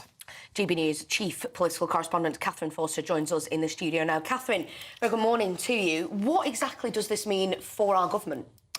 Well, trouble, potentially, because Shamima Begum, who, of course, went off as a 15-year-old, became an ISIS bride, had 3 children, they all died, then wished she hadn't gone and would like to come home. This government are saying they will robustly defend any decision made to protect our national security. The government's argument when they took away her British citizenship a few years ago under Sajid Javid, the then Home Secretary, was that she was a threat to national security, and that was why they justified taking her citizenship and not allowing her to come back. They have mounted so many legal challenges in British courts. They have all failed, and now, lo and behold, they're going to the ECHR. Her lawyers are saying this is an unprecedented opportunity, and they're saying that the Home Office must defend themselves as to why they are not letting her come back. They are alleging that the British government have broken her human rights and also anti-trafficking laws, because they're saying that she was, quote, lured, encouraged and deceived for the purposes of sexual exploitation, and that there was a catalogue of failures to protect a child known for weeks beforehand to be at high risk because a close friend had already gone off to Syria.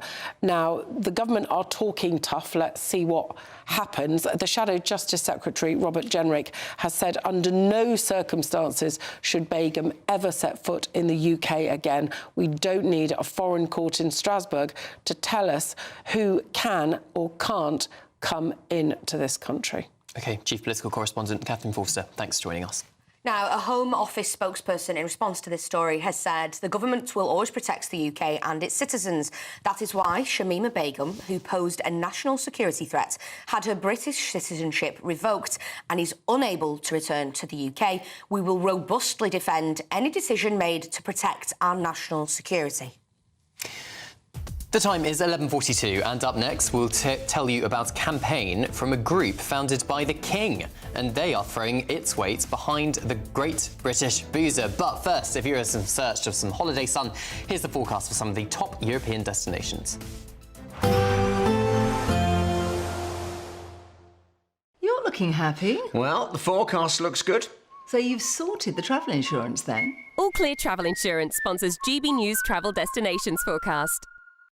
Hello, are you heading away for the new year? Well, there is some unsettled weather, some cold weather across Europe, in fact. Storm Francis is bringing some very wet weather to the Canaries through New Year's Day and into the weekend, as well as parts of Spain and Portugal. Comparatively drier for more central areas, though it is colder than it usually is at this time of year. The good news is, though, as it turns colder for the UK, it will slowly start to warm up into next week in the east. Bye-bye. All Clear Travel Insurance sponsors GB News Travel Destinations Forecast. I'm Michelle Dewberry, this is Jubes & Co with you. Hello everyone, Patrick Christie is here. GB News, Britain's news channel. Access the stories that matter to you. Take the GB News family with you on any device. And as long as you have an internet connection. Tune in to GB News, anywhere on the planet or beyond. GB News, the People's Channel, Britain's news channel. No matter the state it's in, this is our nation. Join me, Jacob Rees-Mogg, for a genuine, honest discussion on where we have been, where we are going, and where we are with the people who set the direction. Tune in to State of the Nation every Monday to Thursday, 8 to 9 o'clock. Only on GB News. Exciting news. Every Friday, my Patrick Christie's Tonight Show is going to have a twist to it. We're welcoming some special guests. You. That's right, on Fridays I'm going to be doing my show in front of a live studio audience because this show is about you and what you have to say. It's going to be the same big debates, same big topics, same big opinions. But every Friday night at 9 p.m, you are invited to come on down to Patrick Christie's Tonight to be a part of the action. Only on GB News, the People's Channel, Britain's news channel. At GB News, we love to hear from you, our loyal community. So drop us a line at gbnews.com/yoursay. There you can talk to each other and also to the presenters live on air. gbnews.com/yoursay, because GB News is your channel, Britain's news channel. Hi, I'm Michelle Dewberry, and my show is your opportunity to cut through all the noise and dive in headfirst to some robust debates. Ideas clash. Situation, No, isn't it? no, Because the failure is you're deliberately avoiding my point. Nothing's held back, And if you think this is the end of it, wait for more. and we do not shy away from the difficult stuff. Sometimes I want to shake people and say, if only you understood. So join me on Jubes & Co weeknights at 6 p.m, only on GB News, Britain's news channel. Join me, Nana Akwe, for an informative, interactive news programme with a difference. It's fun. No, he didn't say that, though. I'm so surprised. I think there's an element of truth to that. Join me from 3 p.m. every weekend, only on GB News, Britain's news channel.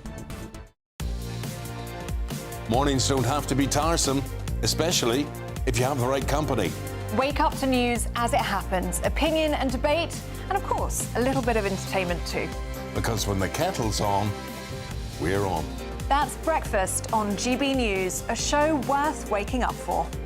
Every morning from 6 a.m. Only on the People's Channel, Britain's news channel. We'll spread the news, you spread the word.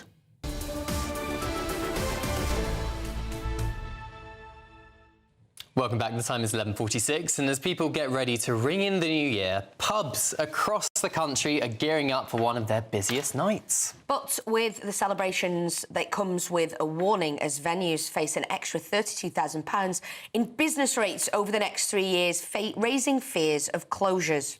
And Pub in the Hub is a campaign group. It was founded by the King, and they've written to the Chancellor warning tax increases will decimate the hospitality industry.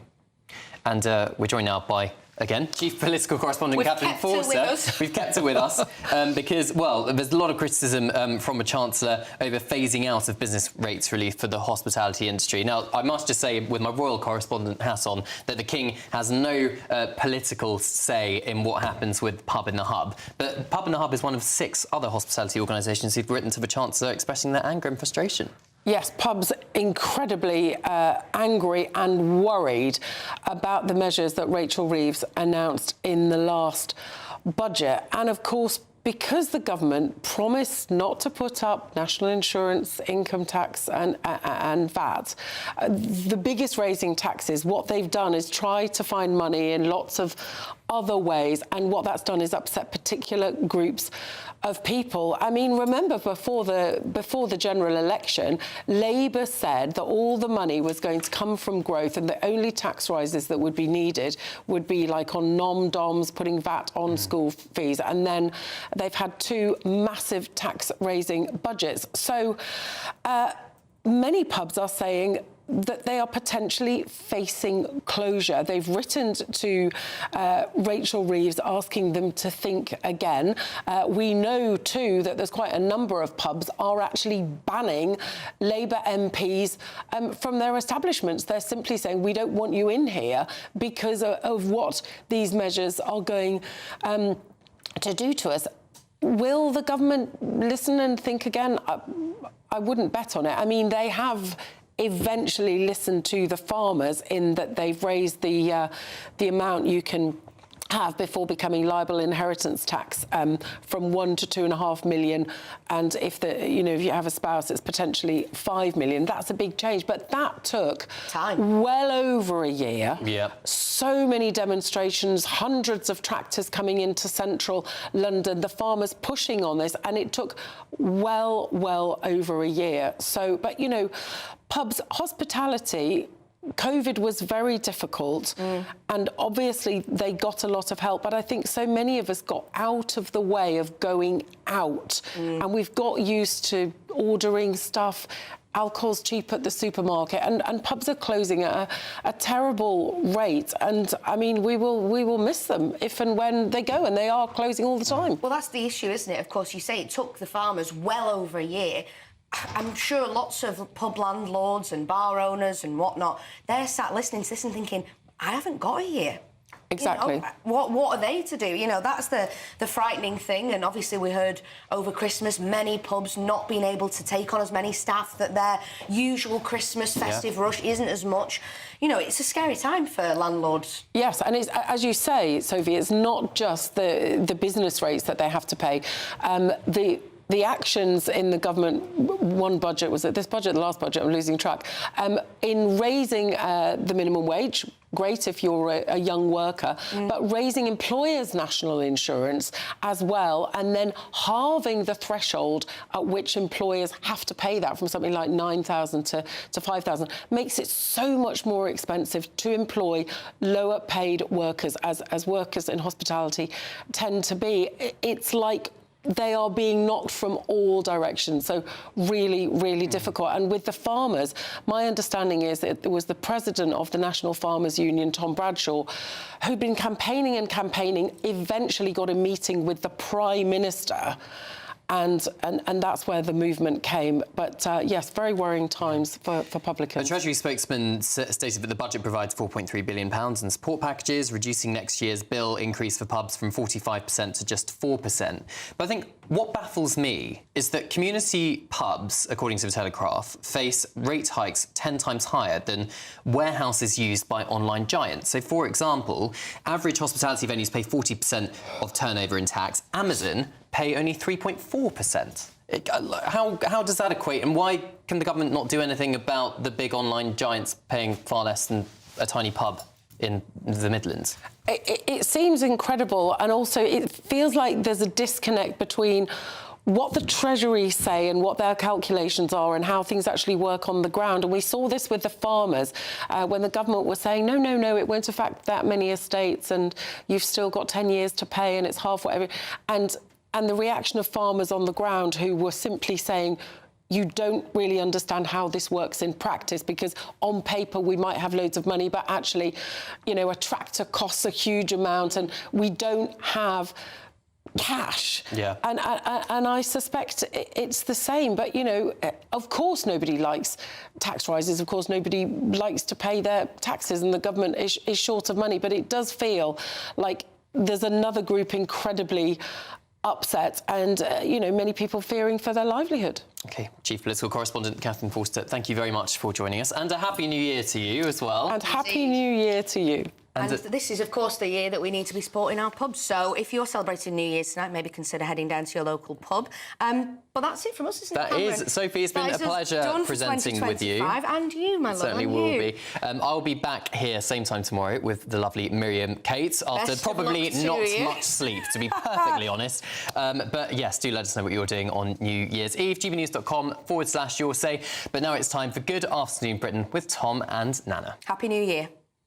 I was going to say, Miriam's not really going to get much sleep because she's doing the midnight thing, and then she's going to get up at the crack of dawn for the show with Cameron tomorrow. No sleep at all. But where people will not be sleeping in London, people will be looking at that magnificent firework display, but not from one area. Primrose Hill has been shut off this time. Is this following Sadiq Khan's controversial decision to end the Royal Parks Police Service? But also, what about your New Year's resolutions? What will you be bringing into the new year? What are your plans? We'll be speaking to Dr. Pam Spur. But first, let's get an update with your weather.